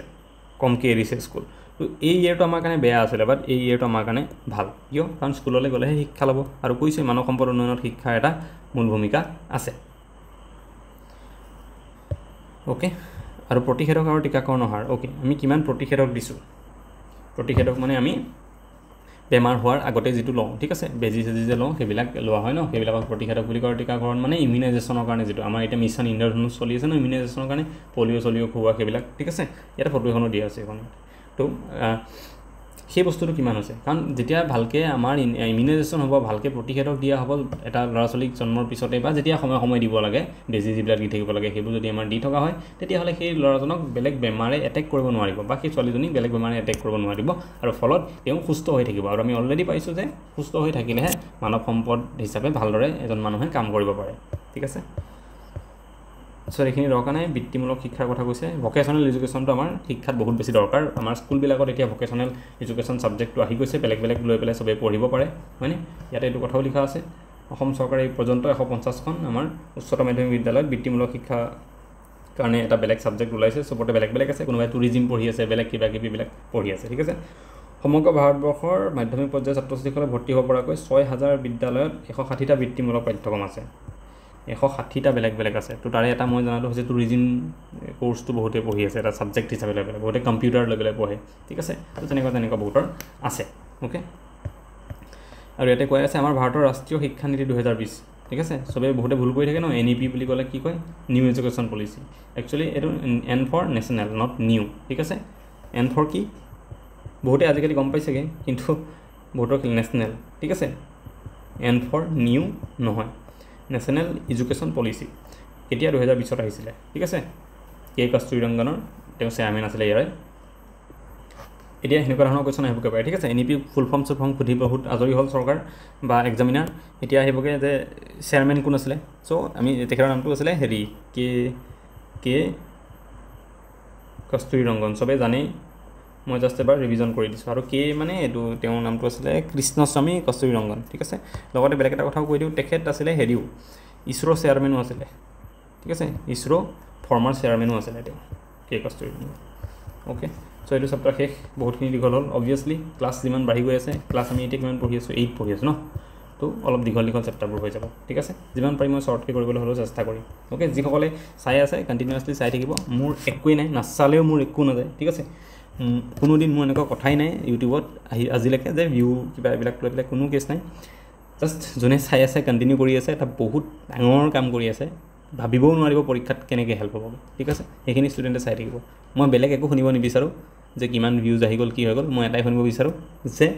মই পঢ়ি গৈছিলোঁ ছ'চিয়েল ছায়েন্স আৰু লাভ হ'ল মোৰ এনেকৈ, আৰু চাকৰিটো আজি মই পালোঁ, জইন কৰিব গৈ আছোঁ। মই জাষ্ট সেইটো শুনিব বিচাৰোঁ, বেলেগ একো নাই। এতিয়া আমি নেক্সট চেপ্টাৰটো চাম। চ' এইটো হৈছে আমাৰ ছেকেণ্ড চেপ্টাৰটো আমি এবাৰ চাই লওঁ ইয়াতে কি আছে। প্ৰথমখিনি আমি চাব লগা নাই। ইয়াতে কৈছে মানৱ সম্পদ উন্নয়নৰ প্ৰতিবন্ধকতা আৰু চৰকাৰৰ ভূমিকা। মানৱ সম্পদ উন্নয়ন কৰিব লাগে বুজিলোঁ, কিন্তু উন্নয়ন কৰিবলৈ যাওঁতে আমাৰ কোনবিলাক সমস্যাই দেখা দিয়ে আৰু সেইবিলাক সমাধান কৰিবলৈ চৰকাৰেনো কি কৰিছে, সেই বিষয়ে ইয়াতে দিয়া আছে। মানৱ সম্পদ উন্নয়ন কৰিবলৈ যাওঁতে আমাৰ অসুবিধা কি হয় বা কিয় আমাৰ মানৱ সম্পদ উন্নয়ন ভালদৰে হোৱা নাই। তাৰ কাৰণ কৈছে অধিক জনসংখ্যা। আমাৰ জনসংখ্যা বহুত অলৰেডি আমি পঢ়িছোঁ সেইটো কথা হয়নে। বহুত জনসংখ্যা থাকিলে আমাৰ মানৱ সম্পদ উন্নয়নৰ কাৰণে অলপমান অসুবিধা হয়। মূলধন বা পুঁজিৰ অভাৱ, চৰকাৰৰ হাতত সিমান ফাণ্ড নাই, পইচা নাই, সেইকাৰণে আমাৰ চৰকাৰে প্ৰায় ধাৰ লৈ থাকিব লগা হয় বেলেগ দেশৰ পৰা বা আমাৰ ইণ্টাৰনেশ্যনেল যিবিলাক মানিটাৰী অৰ্গেনাইজেশ্যন আছে বা ফাইনেন্স অৰ্গেনাইজেশ্যন আছে সেইবিলাকৰ পৰা লোন ল'ব লগা হয়। নিৰক্ষৰতা, ইললিটাৰেচি এটা ডাঙৰ কাৰণ। আমাৰ শিক্ষা যিটো আমাৰ 74% অকল ইণ্ডিয়াত মানে লিটাৰেচি ৰেট, সেইটো এটা। দৰিদ্ৰতা, বহুত মানুহ দৰিদ্ৰ, সেইটো কাৰণে তেওঁলোকে শিক্ষা দীক্ষা ল'ব নোৱাৰে বা তেওঁলোকে ভাল স্বাস্থ্য গঢ়ি তুলিব নোৱাৰে নিজৰ, ঠিক আছে, সেইটো এটা কাৰণ। অন্ধবিশ্বাস এটা আছে আমাৰ। কুসংস্কাৰ বা ইনইকুৱেলিটি বহুত যে আছে আমাৰ সমাজত, জাতিভেদ প্ৰথাৰ পৰা আদি কৰি ল'ৰা ছোৱালী বা মেন ওমেনৰ মাজত যিটো ইনইকুৱেলিটি আছে, সেইবিলাক কাৰণত আমাৰ দেশত ভালদৰে মানৱ সম্পদ উন্নয়ন হোৱা নাই, ঠিক আছে। তো সেইকেইটাক অলপ ভালকৈ ইয়াতে ডিছকাছ কৰা আছে। অসমৰ জনসংখ্যাৰ কথা ইয়াতে দিয়া আছে কিমান, চবেই আমি জানো সেইটো কথা। অধিক জনসংখ্যা, সেইটো কথা আমি অলৰেডি পাতিছোঁ, গম পাওঁ, ঠিক আছে। মূলধন বা পুঁজিৰ অভাৱ, এইটো অকণমান আমি চাই লওঁ। মানৱ সম্পদ উন্নয়নৰ আটাইতকৈ প্ৰয়োজনীয় কাৰক হ'ল শিক্ষা, স্বাস্থ্য আৰু অন্যান্য পৌৰ সুবিধা, মানে চিভিক যিবিলাক আদাৰ ফেচিলিটিজ আমি পাব লাগে, ঠিক আছে, সেইবিলাক আমাক দৰকাৰ। শিক্ষা, স্বাস্থ্যবোৰ দৰকাৰ, কিন্তু তাত ইনভেষ্ট কৰিব লাগিব আমাৰ চৰকাৰে। শিক্ষাৰ কাৰণেতো পইচা লাগিব। কলেজ, স্কুল, বিদ্যালয়, মহাবিদ্যালয়, আমাৰ যিবিলাক ইঞ্জিনিয়াৰিং ইনষ্টিটিউট আছে, মেডিকেল ছায়েন্স ইনষ্টিটিউট আছে, এইবিলাক চব বনাবলৈ ঘূৰিবলৈ আমাকতো পইচা লাগিব ন। আৰু স্বাস্থ্য, সেই তেনেকৈ আমি হস্পিটেল বনাবলৈ, বেলেগ কিবাবিলাক কৰিবলৈ, ইনফ্ৰাষ্ট্ৰাকচাৰ বনাবলৈ, আমাৰ সেই বস্তুবোৰ কৰিবলৈ আমাক পইচা লাগিব। তাৰ কাৰণে আমাৰ চৰকাৰৰ হাতত মূলধনৰ কম আছে, অভাৱ আছে, ঠিক আছে। প্ৰাথমিক বিদ্যালয়ৰ পৰা বিশ্ববিদ্যালয়, কাৰিকৰী আৰু বৃত্তিমুখী শিক্ষা প্ৰতিষ্ঠান, হস্পিটেল, খোৱাপানী প্ৰকল্প, ঠিক আছে, যিবিলাক আমাৰ খোৱাপানী প্ৰকল্পবিলাক যে আছে, জল জীৱন মিছন এইবিলাক কৰি আছে, সেইবোৰ উন্নতমানৰ ৰাস্তা ঘাট, দলং, নলা নৰ্দমা আদি এইবিলাক গোটেই বনোৱাৰ কাৰণে আমাক যিটো মূলধন লাগে সেইটো আমাৰ হাতত কম আছে চৰকাৰৰ হাতত। সেইটো কাৰণে মানৱ সম্পদ উন্নত হোৱা নাই আমাৰ। দৰিদ্ৰতা এটা ডাঙৰ কাৰণ, ঠিক আছে। দৰিদ্ৰতাৰ বাবে আমাৰ মানুহ কি হৈছে, শাৰীৰিক আৰু মানসিকভাৱে অক্ষম হৈছে। মানসিকভাৱে অক্ষম হৈছে আমাৰ বহুত এটা ফ্ৰাষ্ট্ৰেশ্যন থাকে দৰিদ্ৰতা হ'লে, মানে মানুহ সদায় মানে বেলেগ মানুহে সেই দৰিদ্ৰ মানুহখিনিক এটা হেয় প্ৰতিপন্ন কৰে, সেইবিলাক কাৰণে তেওঁলোকৰ মানসিকভাৱে তেওঁলোক দুৰ্বল হয় বা শিক্ষা তেওঁলোকে নাপায়, সেইটো কাৰণে মানসিকভাৱে দুৰ্বল হয়। অ'কে, যাৰ পইচা আছে ভাল স্কুল, প্ৰাইভেট স্কুলত পঢ়ায় বহুত বা হায়াৰ এডুকেশ্যন ল'ব পাৰে। পইচা নথকা মানুহখিনি পটক এৰি দিব লগা হয় পঢ়া শুনা, অলপমান স্কুলত গ'লেও চৰকাৰে ফ্ৰীকৈ দি থকা লাগে পঢ়িব পাৰে, তাৰপিছত নাইকিয়া হৈ যায়, ঠিক আছে। আৰু সেইকাৰণেই আমাৰ চৰকাৰে এতিয়া কলেজত এডমিশ্যন ফ্ৰী কৰা বা নিযুত মইনা আঁচনিৰ জৰিয়তে কলেজ ইউনিভাৰ্চিটি ষ্টুডেণ্টক পইচা দিয়ে, সেইবিলাক কাম এইটো কাৰণেই কৰি আছে যাতে মানৱ সম্পদৰ উন্নয়ন কৰিব পাৰে, বিকজ এইটো চৰকাৰৰ ডিউটি হয়, ঠিক আছে। শাৰীৰিক আৰু মানসিক বিকাশৰ বাবে কমেও পুষ্টিকৰ খাদ্য আৰু উপযুক্ত শিক্ষাৰ প্ৰয়োজন, যাৰ অভাৱে আমাৰ দেশৰ দৰিদ্ৰ লোকসকলক জুৰুলা কৰি আহিছে। আৰু লগতে যদি পইচা নাথাকে, ভাল খাদ্য খাব নাপালে আমাৰ স্বাস্থ্যৰো বৰ ভাল অৱস্থা নহ'ব, স্বাস্থ্যৰো বেয়া অৱস্থা হ'ব। আৰু স্বাস্থ্য অৱস্থা বেয়া হ'লে মানৱ সম্পদ উন্নয়ন হ'বই নোৱাৰে, সেইটো আমি অলৰেডি পাইছোঁ। বেলেগ এটা কাৰণ আছে ইলিটাৰেচি, নিৰক্ষৰতা। আমি জানো আমাৰ 26% লোকে আমাৰ দেশৰ নিৰক্ষৰ। আমি কৈছোঁ 74% আমাৰ কি লিটাৰেচি ৰেট, তাৰমানে বাকী 26% ইলিটাৰেট হয়, ঠিক আছে। আৰু যদি মানুহে আৰু লিটাৰেচি ৰেট মানে কি, সাধাৰণতে এটা যিকোনো এটা ভাষা আমাৰ লিখিব আৰু পঢ়িব পাৰিলেই তেওঁক লিটাৰেট বুলি কোৱা হয়, ঠিক আছে। এতিয়া যদি কোনোবাই সেই 26% সেইটোও নাজানে, এটা ভাষা লিখিব পঢ়িব যদি নাজানে, তেতিয়াহ'লে কি হ'ব? সেই মানুহখিনিয়ে বাকী আমাৰ শিক্ষা কেনেকৈ ল'ব, অন্যান্য শিক্ষা, বৃত্তিমূলক শিক্ষা, সেইবিলাক কেনেকৈ ল'ব পঢ়িব শুনিব নাজানিলে, পঢ়িব শুনিব যদি নাজানে, হয়নে? গতিকে তেনে ক্ষেত্ৰত সেই মানুহখিনি সদায় কি হৈ থাকি যায়, তেনেকেই থাকি যায়, তেওঁলোকে ভাল মানৱ সম্পদ হ'বগৈ নোৱাৰে। অন্ধবিশ্বাস এটা ডাঙৰ কাৰণ, এইবিলাক ফটোত দেখুৱাই আছে। আমি এইবোৰ কৰি পেলাই মানুহ মৰেও, লাষ্টত গৈ হস্পিটেলত নাযায়, হয়নে? এনেকুৱা কাৰণত অন্ধবিশ্বাস আমাৰ বহুত আছে। বিজ্ঞান প্ৰযুক্তিয়ে সমগ্ৰ বিশ্বৰ ছবি সলনি কৰিছে, যদিও শিক্ষিত অশিক্ষিত নিৰ্বিশেষে, এইটো বহুত ধুনীয়া কথা। শিক্ষিত অশিক্ষিত বহুত শিক্ষিত মানুহকো দেখোঁ নামত এনেই চাৰ্টিফিকেট এখন লৈ থাকে কলেজৰ, একো নাথাকে বাকী বহুত অন্ধবিশ্বাসী মই পাইছোঁ মানে মানুহ, ঠিক আছে। তো সেইবিলাকৰ কাৰণেও আমাৰ মানৱ সম্পদৰ উন্নয়ন হোৱা নাই, ঠিক আছে। অন্ধবিশ্বাসৰ ক্ষেত্ৰত আমি যদি চাওঁ, যেনেকৈ আমাৰ যিটো এটা ইয়াতে দিয়া আছিলে ডাইনী হত্যা, ঠিক আছে, সেইটো এটা বহুত ডাঙৰ আমাৰ মানুহৰ মাজত চলি থকা এটা অন্ধবিশ্বাস, যিটো কাৰণে আমাৰ বহুত মানুহ মৰিছে, মানৱ সম্পদ বহুত নষ্ট হৈছে, ঠিক আছে। আৰু এই ডাইনী হত্যাৰ কথাটো কওঁতে মোৰ মনত পৰিছে, যিটো এইবাৰ কুৱেশ্যন হয়তো আহিবও পাৰে, সেইকাৰণে মনত পৰোঁতে মই কৈ থওঁ, বিৰুবালা ৰাভাৰ যিটো কেছ আছে। বিৰুবালা ৰাভাৰ নামটো চবেই নিশ্চয় শুনিছে। বিৰুবালা ৰাভা এই 2024 চনতেই তেখেত ঢুকাইছে, ঠিক আছে। গতিকে কাৰেণ্ট এফেয়াৰ কুৱেশ্যন আহি যাব পাৰে। তেওঁ আছিলে এইটো মে' মাহৰ কোনোবা এটা ডেটত, ঠিক আছে, ঢুকাইছে বিৰুবালা ৰাভা। চবেই নাম শুনিছে নিশ্চয়, ঠিক আছে। তেওঁক কি দিয়া হৈছে, আমাৰ যিটো 4th হায়েষ্ট চিভিলিয়ান এৱাৰ্ড আছে আমাৰ ইণ্ডিয়ান গভৰ্ণমেণ্টৰ, সেইটো তেওঁক দিয়া হৈছে। সেইটো কি বাৰু? পদ্মশ্ৰী এৱাৰ্ডো পাইছে। কেতিয়া পাইছিলে কুৱেশ্যন আহিব, কিন্তু 2021 পাইছিলে এইটো, ঠিক আছে। আৰু বিৰুবালা ৰাভাৰ বিষয়ে আৰু কি ক'ম, এটা অৰ্গেনাইজেশ্যন চলাইছিলে তেওঁ, যিটোৰ নাম মিছন বিৰুবালা। এইটো কুৱেশ্যন আহিব পাৰে, ঠিক আছে। মিছন বিৰুবালা, সেইটো এইকেইটা কথা মনত ৰাখিব, ডাইনী হত্যাৰ লগত জড়িত। তাৰপিছত আৰু যদি কওঁ, আমি পঢ়াৰ ভিতৰত মই যিটো পঢ়িছোঁ, বিৰুবালা ৰাভাৰ জন্ম ক'ত? গোৱালপাৰা। তেওঁ গোৱালপাৰাৰ হয়। এইবিলাক কুৱেশ্যন আহিব পাৰে। আৰু এটা ইম্পৰ্টেণ্ট আৰু আছে, এখন এক্ট আহিছিলে, ঠিক আছে। এখন এক্ট আহিছিলে আছাম গভৰ্ণমেণ্টৰ, সেই এক্টখনৰ নামটো মই কৈ আছোঁ, প্ৰিভেনশ্যন এণ্ড প্ৰটেকশ্যন ফ্ৰম, এনেকুৱা আছিলে, ঠিক আছে। Prevention and protection from wish hunting, যিটো আমি ডাইনী হত্যাটোক উইচ হাণ্টিং বুলি কওঁ ন, উইচ হাণ্টিং এক্ট। এইখন অকণমান মনত ৰাখিব, নামটো একজেক্টলি এইটো হয় নহয় নাজানো, প্ৰব্লেম নাই, ইমানখিনি মনত থাকিলেও এনাফ। উইচ হাণ্টিংটো মনত ৰাখিলে হ'ল, ঠিক আছে। বা শ্বৰ্টকৈ যদি কোনোবাই বিচাৰে, তেতিয়াহ'লে এনেকৈ মনত ৰাখিব পাৰে যে অসমত এখন এক্ট আছে উইচ হাণ্টিঙৰ কাৰণে, ঠিক আছে। Wish hunting act, Assam wish hunting act কেতিয়া আহিছিলে সেইটো ইম্পৰ্টেণ্ট, 2015 চনত, ঠিক আছে। বিৰুবালা ৰাভাৰ ইয়াত বহুত বেছি কণ্ট্ৰিবিউশ্যন আছে, অ'কে। আৰু এটা অৰ্গেনাইজেশ্যন কিবা এটা খুলিছিলে, মই পাহৰিছোঁ, যেতিয়া কুল শইকীয়া যেতিয়া DGP আছিল নে তাৰ আগত, কুল শইকীয়া ছাৰ DGP থকা সময়ত নে তাৰ আগত, তেওঁ মিলি পেলাই কিবা এটা কাম কৰিছিলে, মই পাহৰিছোঁ। মানে পুলিচে কোঅপাৰেট কৰি পেলাই পুলিচৰ লগত কিছুমান মানুহক লিংক লগাইছিলে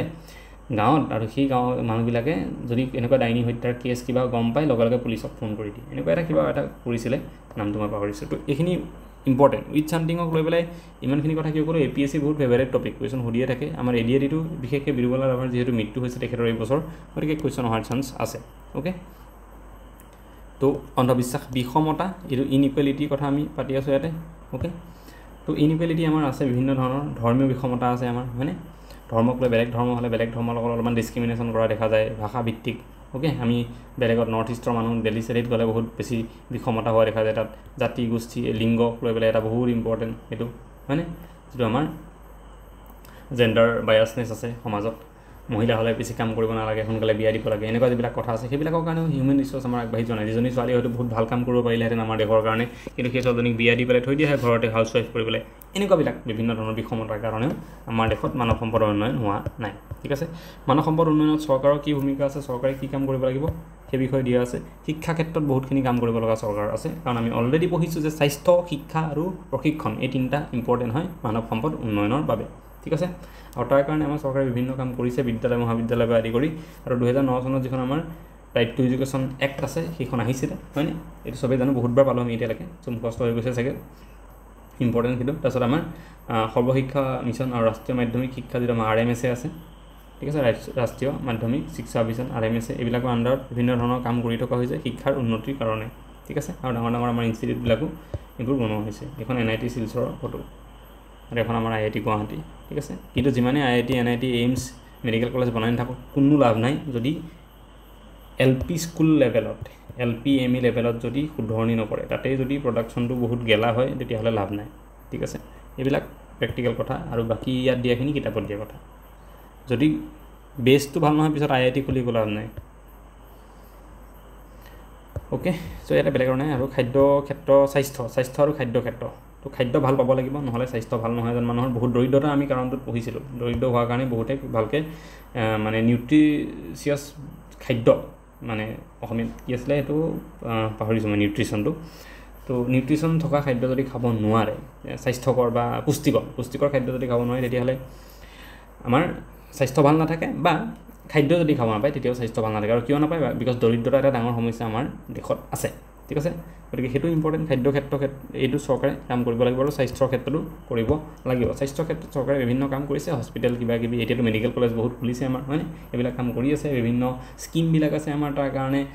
যিবিলাক ইঞ্চুৰেঞ্চ স্কিমবিলাক আমাৰ আছে হেল্থ ইঞ্চুৰেঞ্চৰ স্কিম অটল পেঞ্চন নহয় অটল অমৃত অভিযানৰ আণ্ডাৰত যে এটা আছে আমাৰ যিটো কেছলেছ ট্ৰিটমেণ্ট হয় অ'কে বা সেইবিলাক আমাৰ যি হস্পিটেলত খৰচ হ'লে ফ্ৰী মানে ট্ৰিটমেণ্ট হোৱাৰ স্কিম সেইবোৰতো কৰিছে বহুত বস্তুবিলাক আছে এতিয়া মানে নামততো আছে এটলিষ্ট কামত হৈছে কাৰণে নাজানো তো সেইবিলাক কৰি আছে আগতে এটা আছিলে MMU বুলি মোবাইল মেডিকেল ইউনিট এনেকৈ গাড়ী এখন গাঁৱত যায় এভৰি ছেটাৰডে ছানডে মানে এভৰি মানডে টু ফ্ৰাইডে বেলেগ বেলেগ গাঁৱত যায় সৰু সৰু গাঁওবিলাকত তাতে যাৰ যি কিবা বেমাৰ চেমাৰ হৈ থাকিলে মানুহ আহে এটা জেগাত স্কুল বা ক'ৰবাত গাড়ীখন ৰখাই ডক্টৰ ফাৰ্মাচিষ্ট ইয়াতে থাকে তেওঁলোকে বহি পেলাই মেডিচিনছ থাকে মেডিচিনো দিয়ে আৰু লগতে কিবা বেমাৰ চেমাৰ থাকিলে মানুহক ঠিক কৰে সেইবিলাক ইয়াতে ভিতৰত বহুত মেচিনো থাকে গাড়ী এইটো মানে পপুলাৰলি MMU বুলি জানো মোবাইল মেডিকেল ইউনিট আছিলে আগতে এতিয়া আছে নে নাজানো খাদ্যৰ ক্ষেত্ৰত কি কৰিছে মানুহৰ মৌলিক চাহিদাৰ ভিতৰত খাদ্য হৈছে অন্যতম সুস্থ শাৰীৰিক বিকাশৰ কাৰণে আমাৰ খাদ্য বহুত ইম্পৰ্টেণ্ট অ'কে এইবিলাক ঠিকে আছে চবেই জানো আমি ন্যূনতম মৌলিক চাহিদা কৰ্মসূচী অধীনত বিভিন্ন প্ৰকল্প গ্ৰহণ কৰি দেশ তথা ৰাজ্য জনসাধাৰণক উপযুক্ত মানৱ সম্পদ হিচাপে পৰিগণিত কৰাৰ চেষ্টা কৰিছে এটা আছে MNP বুলি ঠিক আছে MNP মই কৈ থৈ গৈছোঁ এইটো কথা ইয়াতে দেখি পেলাই ন্যূনতম মৌলিক চাহিদা কৰ্মসূচী যিটো সেইটো MNP বুলি কয় ইংৰাজীত MNP মানে হৈছে মিনিমাম এইটো কি আছিলে মিনিমাম নিডছ প্ৰগ্ৰেম ঠিক আছে মিনিমাম নিডছ প্ৰগ্ৰেম এইটো এটা যিটো দিয়া আছে আৰু ইয়াক লৈ পেলাই মই দুটা কথা মনত পৰোঁতে কৈ দিওঁ এইখন মিনিমাম নিডছ প্ৰগ্ৰেমটো ইণ্ট্ৰডিউচ কৰিছিলে গভৰ্ণমেণ্ট অফ ইণ্ডিয়াই 1974 ইন্দিৰা গান্ধী প্ৰাইম মিনিষ্টাৰ আছিলে বহুত ইম্পৰ্টেণ্ট আহিব পাৰে বেলেগ কথা নহয় এটা কাৰণে মই কৈ আছোঁ ঠিক আছে কেতিয়া এইটো এখন ইণ্ট্ৰডিউচ কৰা হৈছিলে আমাৰ যিখন 5 নম্বৰ 5 year প্লেনিং ঠিক আছে পঞ্চবাৰ্ষিক পৰিকল্পনা 5 নম্বৰখন চলি থাকোঁতে MNP এইটোক ইণ্ট্ৰডিউচ কৰিছিলে এই আইডিয়াটো ঠিক আছে যাতে মিনিমাম যিখিনি আমাৰ মৌলিক চাহিদা আছে সেইখিনি যাতে আমি আমাৰ যিখিনি দুখীয়া মানুহ আছে তেওঁলোকক যাতে দিব পাৰে চৰকাৰে ঠিক আছে কিয় ইম্পৰ্টেণ্ট গৰিবী হটাও শ্লোগানটোৰ কথা আমি চবেই শুনো মানে গৰিবী হটাও তাৰ লগত জড়িততা মানে এইটো সেইকাৰণে মই কৈ আছোঁ ঠিক আছে কুৱেশ্যন আহিছে বহুতবাৰ আহিছে পৰীক্ষাত যে গৰিবী হটাও শ্লোগানটো কোনটো সময়ত দিয়া হৈছিলে ঠিক আছে বা পভাৰ্টি এলিভিয়েশ্যনৰ কাৰণে যেতিয়া কাম কৰা হৈছিলে ভালদৰে কোনখন 5 year প্লেনৰ আণ্ডাৰত সেই গৰিবী হটাও শ্লোগান দিয়া হৈছিলে বা পভাৰ্টি এলিভিয়েশ্যনৰ কাৰণে কাম কৰা হৈছিলে সেইটো কেতিয়া হৈছিলে 5 নম্বৰ পঞ্চবাৰ্ষিক পৰিকল্পনা সময়ত ঠিক আছে ইম্পৰ্টেণ্ট হয় এইটো আৰু তেতিয়াই MNPটো ষ্টাৰ্ট দিছিলে সেইকাৰণে মই লগতে এইখিনি কথা কৈ দিছোঁ ৰাজহুৱা বিতৰণ ব্যৱস্থা পাব্লিক ডিষ্ট্ৰিবিউশ্যন ছিষ্টেম আমাৰ যে হেৰিয়ত চাউল বা বেলেগ বস্তুবিলাক যে দিয়ে যিটো আমাৰ এতিয়া অন্ন সেৱা সপ্তাহ ঘোষণা কৰিছে প্ৰতি মাহতে প্ৰথম এসপ্তাহ নে 10 দিন আমাক এইবোৰ কণ্ট্ৰলৰ চাউল দিয়ে যে বহুত কম দামত ন সেইটো কথাৰ কাৰণে সেইটোকে কোৱা হৈছে পাব্লিক ডিষ্ট্ৰিবিউশ্যন ছিষ্টেম বুলি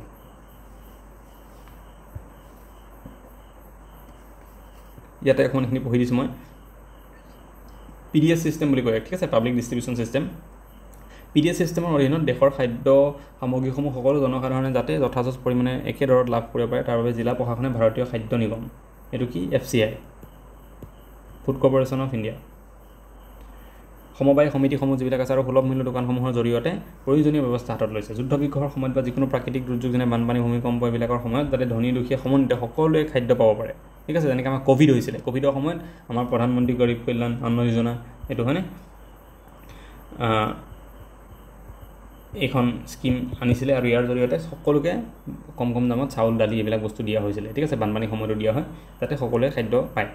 তাৰ বাবে চৰকাৰে ব্যৱস্থা গ্ৰহণ কৰিছে যাতে কোনো বেমাৰত নপৰক খাব নোপোৱাকৈ নাথাকক এনেকুৱা যাতে কাৰণ নহওক ঠিক আছে খাদ্য সামগ্ৰীৰ অভাৱৰ ফলত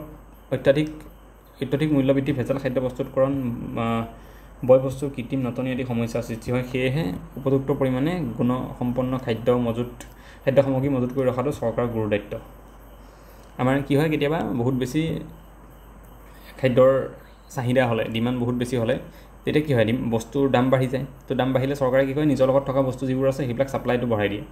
দিয়াৰ ফলত কি হয় মাৰ্কেটত এভেইলেবল বস্তু আহি যায় আৰু যেতিয়া বস্তু এভেইলেবল হৈ যায় মাৰ্কেটত তেতিয়া কি হয় বস্তুৰ দাম আকৌ কমি যায় তো মানুহৰ সেইটোৰ পৰা লাভ হয় বহুতে ভেজাল খাদ্য প্ৰস্তুত কৰে যেতিয়া খাদ্যই কম আছে মাৰ্কেটত মানুহে যি দিলেও খাবই গতিকে ভেজাল খাদ্য বেচে বহুতে বেয়া খাদ্য বেচে ঠিক আছে আৰু বহুতে কৃত্ৰিম নাটনি কৰি দিয়ে কেতিয়াবা ঠিক আছে যিটো হেৰি বুলি কোৱা হয় হোল্ডিং বুলি কোৱা হয় হৰ্ডিং বুলি কয় হৰ্ডিং যেতিয়া কৰে কোনো বহুত আছে বদমাছ এনেকুৱা দোকানী বা ডাঙৰ যোনে কণ্ট্ৰল কৰে এইবিলাক হ'লচেলাৰ মাৰ্কেট তাহাঁতে কি কৰে বহুত বস্তু মাৰ্কেটত এৰি দি পেলাই জমা কৰি থৈ দিয়ে সেইটোক তেওঁলোকে কি কৰা হয় কৃত্ৰিম নাটনি বুলি কোৱা হয় ঠিক আছে মানে আছে বস্তু নথকা নহয় কিন্তু তেওঁলোকে জমা কৰি থৈ দিয়ে যাতে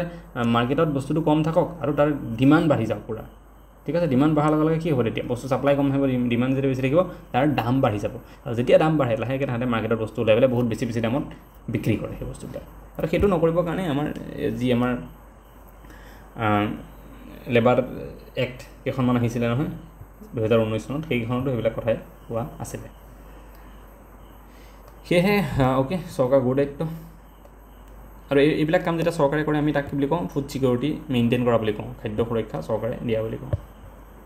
কৰ্মসংস্থান ক্ষেত্ৰত আমাক চৰকাৰে দিব লাগিব কৰ্মসংস্থান নহ'লে মানুহে কি কৰি খাব হয়নে তো তাৰ কাৰণে আমাৰ MGNREGAৰ নিচিনা স্কিম আছে MGNREGA মানে কি আছিলে Mahatma Gandhi national rural employment guarantee act হয়নে এইটো MGNREGA ফুল ফৰ্ম আহিব পাৰে পৰীক্ষাত এবাৰ চাই ল'ব চবে কেতিয়া আহিছিলে সেইখন এক্টখন 2005 চনত আহিছিলে এইটো কুৱেশ্যন আহি থাকে পৰীক্ষাত অ'কে তাৰপিছত আৰু এখন যিখন আছে PMEGP prime minister employment generation program বুলি ঠিক আছে ইয়াৰ আণ্ডাৰতো বিভিন্ন লোন চোন দিয়া হয় ল'ৰা ছোৱালীবিলাকক কাম কৰিবলৈ বা এনেকুৱা বহুত আমাৰ ৰাজ্যত এতিয়া চলি আছে আমাৰ আসাম স্কিল ইউনিভাৰ্চিটি বনাইছে বা আমাৰ মুদ্ৰা লোন পোৱা যায় মানে মুদ্ৰা লোন যিটো পোৱা যায় চবে শুনিছেনে মুদ্ৰা লোনৰ কথাটো বহুত কম তিনিটা ভাগত লোন দিয়ে ইয়াতে ঠিক আছে শিশু কিশোৰ আৰু তৰুণ বুলি অ'কে কিতাপ যদি পৰীক্ষাত আহে যে এইটো কিহৰ লগত জড়িত শিশু তাৰপিছত এটা আছে কিশোৰ আৰু এটা আছে তৰুণ ঠিক আছে মই এই এমাউণ্টকেইটা পাহৰিছোঁ অ'কে কিবা 50,000-ৰ পৰা 1 লাখ হ'লে শিশু তাৰপিছত 1 লাখৰ পৰা 5 লাখ এনেকৈ কিশোৰ 5 লাখৰ পৰা 10 লাখ তৰুণ এনেকুৱা চাগে একদম এইকেইটা মই এনেই জাষ্ট এক্সাম্পল দিছোঁ দেই পাহৰি গৈছোঁ মই বাট এই তিনিটা নাম দি পেলাই আছে আহিব পাৰে কেতিয়াবা এই তিনিটা কিহৰ লগত জড়িত কোনখন স্কিমৰ লগত জড়িত মুদ্ৰা স্কিমৰ লগত আৰু এটা কুৱেশ্যন মই SSCত নে ক'ৰবাত আমাৰ বেলেগ নে APSCতে পৰীক্ষাত অহা দেখিছিলোঁ যে মুদ্ৰা ফুল ফৰ্মটো কি হয় মুদ্ৰা লোন যে দিয়ে MUDRA তো ইয়াৰ ফুল ফৰ্মটো এইটো মনত ৰাখি থৈ দিয়ক এবাৰ ইয়াৰ ফুল ফৰ্মটো আছিলে micro' units D for development and refinance agency ঠিক আছে এই ফুল ফৰ্মটো কিন্তু আহিছিলে micro' units development and refinance agency মুদ্ৰাৰ ফুল ফৰ্ম এইটো পৰীক্ষাত আহিছিলে ইকনমি পাৰ্টত আহিব পাৰে বা স্কিমছ অফ চেণ্ট্ৰেল গভৰ্ণমেণ্ট ইয়াত আহিব পাৰে ঠিক আছে এইখিনি কথা অন্যান্য পৰীক্ষা এইবিলাক আমাক দৰকাৰ নাই অ'কে চ' ছেকেণ্ড চেপ্টাৰটো এইখিনি আছিলে আমি এতিয়া থাৰ্ড চেপ্টাৰটো এবাৰ চাই লওঁ চাওক এটা কথা চিয়'ৰ যে আমি প্ৰথম ক্লাছ 6ৰ গোটেইখিনি আমি 1 ঘণ্টা 21 মিনিটত শেষ কৰিছিলোঁ 7ৰ আমি পলিটিখিনি আৰু ইকনমিখিনি দুইখিনিতে আমাক 1 ঘণ্টা লাগিছিলে মানে 1 আৱাৰ কিন্তু এতিয়া 8 পাইছোঁ অলপ বাঢ়িব এইটো চিয়'ৰ কাৰণ চেপ্টাৰ দীঘল 9ত আৰু বাঢ়িব 10ত হয়তো এটা 9 আৰু 10ত আমাৰ এটা চেপ্টাৰতে 1 চেপ্টাৰতে আমাক 1 ঘণ্টাকৈ লাগিব ঠিক আছে চ' যিহেতু ক্লাছ হায়াৰ হৈ গৈ আছে টাইম অলপমান লাগিব এই গোটেইখিনি মই ট্ৰাই কৰিছোঁ 1.5 ঘণ্টাৰ ভিতৰত শেষ কৰিবলৈ ক্লাছ 8ৰ আমাৰ ইকনমি পাৰ্টটো আজি ঠিক আছে দেন পলিটিটো যেতিয়া কৰিম তেনেকৈ চেষ্টা কৰিম পলিটিত আৰু বহুত বেছি লেংদি হয় একচুৱেলি কাৰণ তাত বহুত ভাল কনচেপ্ট কিছুমান থাকে ইকনমিতকৈ বেছি কনচেপ্টত থাকে পঢ়াব লগা তো এতিয়া থাৰ্ড চেপ্টাৰটো চাই লওঁ চ' তো চেপ্টাৰ 3 আৰ্থ সামাজিক উন্নয়নত বিত্তীয় অনুষ্ঠানৰ ভূমিকা বিত্তীয় অনুষ্ঠান প্ৰতিষ্ঠান মানে বেংক তাৰপিছত আমাৰ যিবিলাক অন্যান্য এনেকুৱা আছে যোনে আমাক লোন দিয়ে বা ইঞ্চুৰেঞ্চ কোম্পানী যিবিলাক যে আছে এই গোটেইবিলাকক লৈ পেলাই আমি কি বুলি কৈছোঁ বিত্তীয় অনুষ্ঠান প্ৰতিষ্ঠান সেইবিলাকৰ বিষয়ে আমি ইয়াতে চাম ঠিক আছে প্ৰথম যিখিনি পঢ়িব নালাগে এইখিনি মই আঁতৰাই দিছোঁ বেংকৰ কথা ইয়াতে দিয়া আছে প্ৰথমতে আমাৰ আৰু ইয়াতে অকণমান ইনফৰমেশ্যন আছে ভাৰতবৰ্ষৰ প্ৰথমটো বেংক 1770 চনত স্থাপন কৰা হৈছিলে নামটো কি বেংক অফ হিন্দুস্তান এইবিলাক চবেই জানে নিশ্চয় 1926 গুৱাহাটী বেংক স্থাপন হৈছিলে ওকে বেংক কি আমি জানো চবেই এইটো কথা আৰু মই বেলেগকৈ নকওঁ ঠিক আছে আমি বেংকত পইচা থ'ব পাৰোঁ আৰু টাইমত উলিয়াব পাৰোঁ লগতে আমি লোন ল'ব পাৰোঁ বেংকত ঠিক আছে বা আমি যিখিনি পইচা জমা থওঁ সেইখিনি বেলেগক বেংকে লোন হিচাপে দিব পাৰে ঠিক আছে এইটো এটা মাজত মানে মধ্যস্থতাকাৰী নিচিনা ইয়াত এজন মানুহ আছে তেওঁ পইচা সাৰপ্লাছ তেওঁৰ লগত পইচা বেছি আছে তেওঁ তাত জমা থ'লেগৈ আৰু এফালে এজন মানুহ আছে যাৰ পইচা নিগেটিভ মাইনাছ মানে ডেফিচিট হৈ আছে তেওঁক দৰকাৰ হয় বেংকে এওঁৰ পৰা আনি পেলাই তেওঁক দি দিয়ে বা কেতিয়াবা এওঁৰ পৰা আনি পেলাই তেওঁক দি দিয়ে তো এই কামটোৱেই ঠিক আছে বেংকে মধ্যস্থতাকাৰী হিচাপে কাম কৰে আমি সকলোৱে এইবিলাক কথা জানো অলৰেডি ঠিক আছে তাৰ বাহিৰে বহুত কাম আমাৰ বেংকৰ জৰিয়তে হয় যিবিলাক আমাৰ আজিকালি DBT এইবিলাক আছে ডাইৰেক্ট বেনিফিট ট্ৰান্সফাৰ স্কিমবিলাক চৰকাৰৰ ডাইৰেক্ট একাউণ্টত পইচা সোমাই যায় সেইবিলাকৰ ক্ষেত্ৰতো বেংকৰ ইউজ বহুত বেছি হয় আজিকালি এইটো কিন্তু মনত ৰাখিব DBT ফুল ফৰ্ম কি ডাইৰেক্ট বেনিফিট ট্ৰান্সফাৰ অৰুণোদয় কি হয় ডাইৰেক্ট বেনিফিট ট্ৰান্সফাৰ আমাৰ যিবিলাক এটা নিযুত মইনা আঁচনি ওলাব এইবিলাক কি DBT ডাইৰেক্ট বেনিফিট ট্ৰান্সফাৰ এনেকৈ আমাৰ যিটো খেতিয়কসকলে যে পায় বছৰত 6,000 টকা ওকে 4 মাহৰ মূৰে মূৰে 2,000 টকাকৈ পায় ন টোটেল 6,000 টকা বছৰত যে পায় তো তেওঁলোকক সেইটো ডাইৰেক্ট বেনিফিট ট্ৰান্সফাৰ জৰিয়তে কৰা হয় ঠিক আছে তো বেংকৰ বিষয়ে আমি ইমানখিনি জানোৱে বেংক বেলেগ বেলেগ ধৰণৰ আছে সেয়াও আমি জানো হয়নে আমাৰ কি আছে চেণ্ট্ৰেল বেংক কেন্দ্ৰীয় বেংক এটা থাকে বহুত দেশত আমাৰ যেনেকৈ RBI reserve bank of India আছে এতিয়া সেই বেংকটো যেনেকুৱা আমাৰ SBI তেনেকুৱা হয় জানো নহয় এইটো হৈছে আমাৰ কেন্দ্ৰীয় বেংক আমাৰ দেশখনৰ আৰু SBI বা আমাৰ HDFC বেংক ঠিক আছে এক্সিছ বেংক এইবিলাক কি এইবিলাক হৈছে আমাৰ কমাৰ্চিয়েল বেংক বা বাণিজ্যিক বেংক ঠিক আছে তো বেলেগ আমাৰ এনেকৈ নাবাৰ্ড এটাও আছে আমাৰ নাবাৰ্ডটো কি আকৌ নাবাৰ্ডটো চেণ্ট্ৰেল বেংক হয় জানো নহয় কমাৰ্চিয়েল বেংক নেকি সেইটো নহয় নাবাৰ্ডটো আৰু বেলেগ কি হয় নাবাৰ্ড হৈছে আমাৰ এটা ৰুৰেল ডেভেলপমেণ্টৰ লগত জড়িত বেংক ঠিক আছে এগ্ৰিকালচাৰ এণ্ড ৰুৰেল ডেভেলপমেণ্ট তাৰ নামটোৱে হৈছে national bank for agriculture and rural development ঠিক আছে আমি অলপমান চাম জাষ্ট ক্লাছ 10ত ভালকৈ আছে গোটেইবিলাকৰ ডিটেইলছত আমি এইবিলাক আকৌ পঢ়িবলৈ পাম বেংকৰ বিষয়ে ঠিক আছে ইয়াত এটা জাষ্ট আভাস দিয়া হৈছে আমাক সমগ্ৰ দেশৰ বেংক ব্যৱস্থা মুৰব্বী হ'ল কেন্দ্ৰীয় বেংক আমি জানো ভাৰতত সেইটো RBI ঠিক আছে আমাৰ ভাৰতৰ ৰিজাৰ্ভ বেংকত মুদ্ৰা ছপা কৰাৰ অধিকাৰ কাৰ আছে ৰিজাৰ্ভ বেংকৰ আছে চবেই জানো 1935 চনত স্থাপন কৰা হৈছিলে হিল্টন য়ং কমিশ্যনৰ আণ্ডাৰত হয়নে হিল্টন য়ং যিখন কমিশ্যন আছিলে 1934ত আহিছিলে ওকে তাৰপিছত 1935ত তাৰ আণ্ডাৰত আমাৰ ৰিজাৰ্ভ বেংক প্ৰতিষ্ঠা কৰা হৈছিলে প্ৰথম ক'ত আছিলে হেডকোৱাৰ্টাৰ কলকাতাত আছিলে তাৰ ওকে তাৰপিছত 1938ত ক'লৈ ট্ৰান্সফাৰ কৰিলে মুম্বাইলৈ ঠিক আছে আগতে এইটো প্ৰাইভেট বেংক আছিলে আমাৰ ৰিজাৰ্ভ বেংক অফ ইণ্ডিয়াটো পিছত তাক কেতিয়া 1949ত এইবিলাক ডেটবিলাক ইম্পৰ্টেণ্ট ঠিক আছে তেতিয়া তাক কি কৰা হৈছিলে নেশ্যনেলাইজড নেশ্যনেলাইজড কৰা হৈছিলে কেতিয়া 1949ত ওকে আমাৰ ৰিজাৰ্ভ বেংক অফ ইণ্ডিয়াটো তো এইখিনি আমাৰ দেশৰ সৰ্বোচ্চ বিত্তীয় প্ৰতিষ্ঠান ৰিজাৰ্ভ বেংক হয় ৰিজাৰ্ভ বেংকৰ গভৰ্ণৰ শক্তিকান্ত দাস আছে এতিয়া ঠিক আছে এইখিনি আৰু RBI লগোটো যিটো আমাৰ ৰিজাৰ্ভ বেংক অফ ইণ্ডিয়াৰ লগো আছে ন সেই লগোটো আপোনালোকে যদি ইয়াতে দিয়া নাই সেইটো ফটোটো অ'কে দিয়া আছে বাট লগোটো অহা নাই ইয়াতে তো লগোটো এবাৰ চাৰ্চ কৰি চাই ল'ব সেই লগোটোত কি আছে বুলি কুৱেশ্যন আহে যেনেকৈ আমাৰ 2022ৰ যিটো SI পৰীক্ষা আছে তাত আহিছিলে ঠিক আছে লগোটোত কি থাকে এটা জন্তু থাকে সেই জন্তুটো কি বাৰু সিংহনে নহয় টাইগাৰ ঠিক আছে আৰু তাত এডাল গছ থাকে গছডালৰ তলত টাইগাৰটো এনেকৈ গৈ থকা দেখায় বা থিয় হৈ থকা দেখায় সেই গছডাল কি গছ হয় সেইটো কুৱেশ্যন আহে সেইটো হৈছে পাম ট্ৰি ঠিক আছে এতিয়া বহুতে বানিয়ান ট্ৰি গৈ আহিব কাৰণ নেশ্যনেল ট্ৰি হয় আমাৰ হয়নে সেইটো ভুল সেইটো পাম ট্ৰি থাকে তাত ঠিক আছে গতিকে এইখিনি ইম্পৰ্টেণ্ট হয় ওকে দেন বাণিজ্যিক বেংকৰ কথা কৈছিলোঁ ঠিক আছে আমাৰ SBI Canara bank HDFC bank এইবিলাক যে আছে সেইবিলাক হৈছে বাণিজ্যিক বেংক তেওঁলোকে মই কোৱা কামটো কৰে ইয়াত যে কৈছিলোঁ মই মুচিলোঁ চাগে ইয়াতে যে মানুহৰ পৰা পইচা লৈ পেলাই আকৌ দিয়া মেলা সেইবোৰ কাম যে কৰে সেইটো বাণিজ্যিক বেংকবিলাকে কৰে ইজনৰ পৰা পইচা লৈ পেলাই সিজনক দিয়া ধাৰ দিয়া লোন দিয়া আমি লোন লোৱা বা আমি পইচা ডিপজিট কৰা ফিক্সড ডিপজিট যে কৰিলে আমি উল্টা ইণ্টাৰেষ্ট পাওঁ সেইবিলাক কাম বাণিজ্যিক বেংকে কৰে আমাৰ ৰিজাৰ্ভ বেংকে নকৰে ঠিক আছে ৰিজাৰ্ভ বেংক হ'ল গোটেইবিলাকৰ হেড বাকী বেংকবিলাকৰ হেড হয় তেওঁলোক আৰু আমাৰ পইচা ছপা কৰা অধিকাৰ ৰিজাৰ্ভ বেংকৰ থাকে ঠিক আছে বা গভমেণ্টৰ বেংক বুলি কোৱা হয় বেংকাৰ দুটা গভমেণ্ট কোন হয় RBI আমি ডিটেইলছত ক্লাছ 10ত এইবিলাক পঢ়িম তো আমাৰ কমাৰ্চিয়েল বেংক যিবিলাক বাণিজ্যিক বেংক আছে তেওঁলোকে কি কৰে ছেভিংছ ডিপ'জিট লয় fixed deposit current deposit recurring deposit এইবিলাক তেওঁলোকে লয় এতিয়া এটা আছে 2020 চনৰ 1 এপ্ৰিলৰ পৰা কাৰ্যকৰী হোৱাকৈ মানে 2020 চনত আমাৰ বেংকৰ মাৰ্জাৰ কৰা হৈছিলে একত্ৰীকৰণ মানে 2-3টা বেংক লগাই এটা কৰি দিয়ে এনেকুৱা কামবিলাক কৰা হৈছিলে ঠিক আছে এতিয়া আমাৰ ভাৰতত ৰাষ্ট্ৰীয়কৃত বেংক মানে আমাৰ total PSU public sector undertaking bank মানে আমাৰ গভৰ্ণমেণ্ট বেংক আমাৰ ভাৰতত বৰ্তমান কেইটা আছে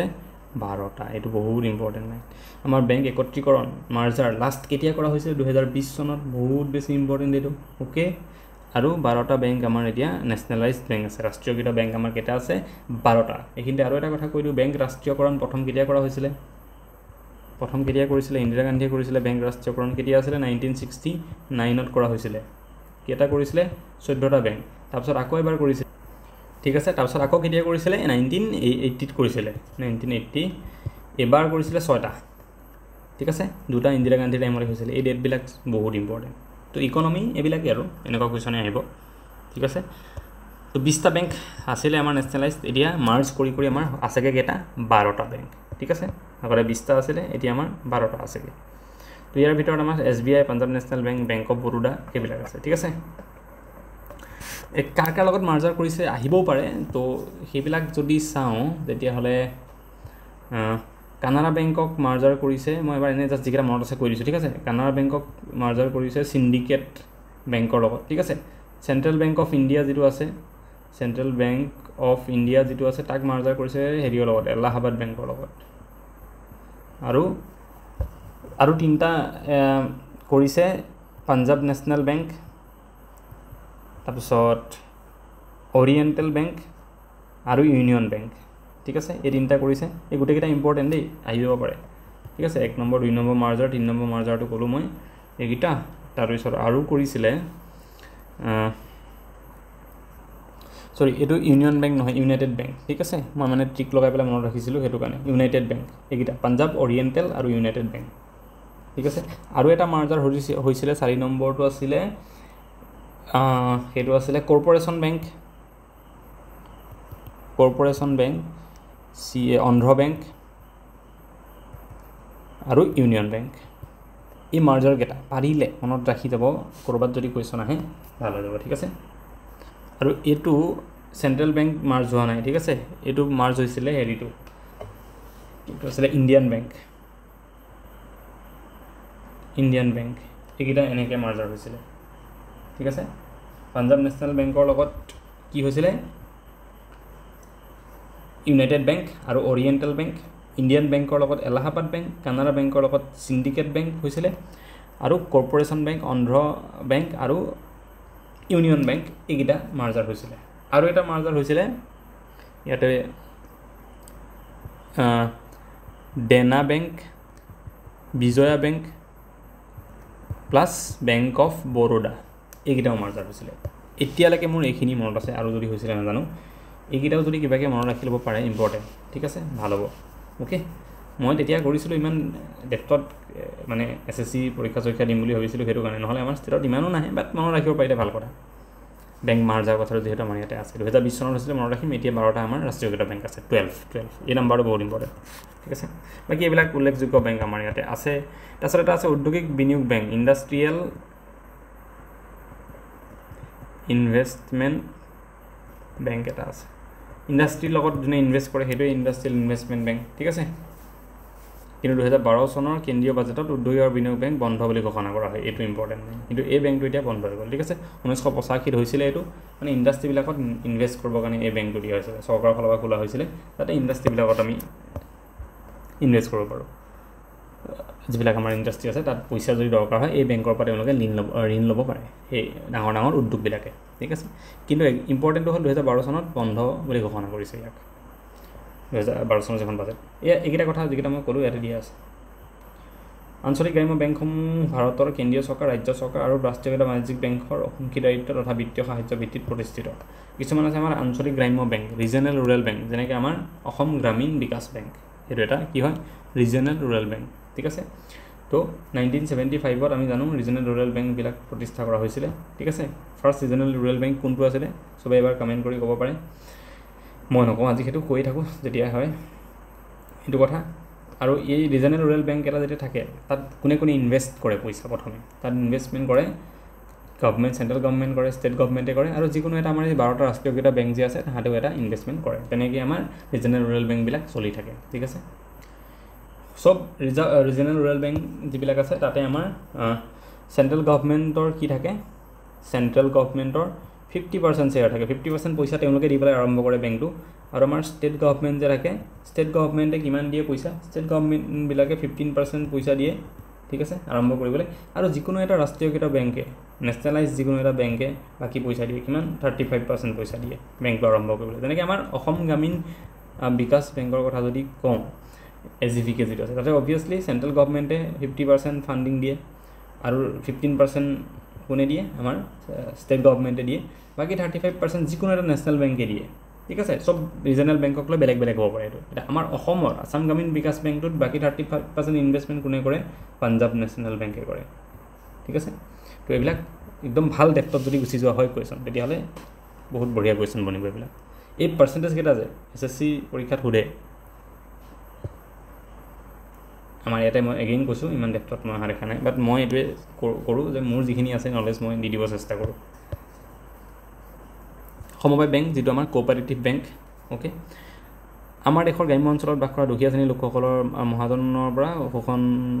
এইবিলাক অদৰকাৰী লিখি থাকে অ'কে কোঅপাৰেটিভ বেংক গাঁওবিলাকত থাকে গাঁৱৰ মানুহৰ হেল্পৰ কাৰণে কোঅপাৰেটিভ বেংক কেনেকৈ থাকে শীৰ্ষ পৰ্যায়ত প্ৰত্যেক ৰাজ্যতে ৰাজ্যিক সমবায় বেংক থাকে জিলা পৰ্যায়ত একোটাকৈ কেন্দ্ৰীয় সমবায় বেংক থাকে প্ৰতিখন জিলাত এটা থাকে আৰু তৃণমূল পৰ্যায়ত গাঁৱে থাকে ঠিক আছে আমাৰ যদি অসমখন এখন হয় ইয়াতে কি হয় প্ৰথম গোটেই আমাৰ এটা হেডকোৱাৰ্টাৰ থাকিব ইয়াৰ এটা বেংক গোটেই ষ্টেটৰ কাৰণে বাকী গোটেই ডিষ্ট্ৰিক্টবিলাকত এটা আৰু লগতে গাঁওবিলাকতো আমাৰ কোঅপাৰেটিভ বেংক থাকে মনত ৰাখিলে হ'ল কোঅপাৰেটিভ বেংক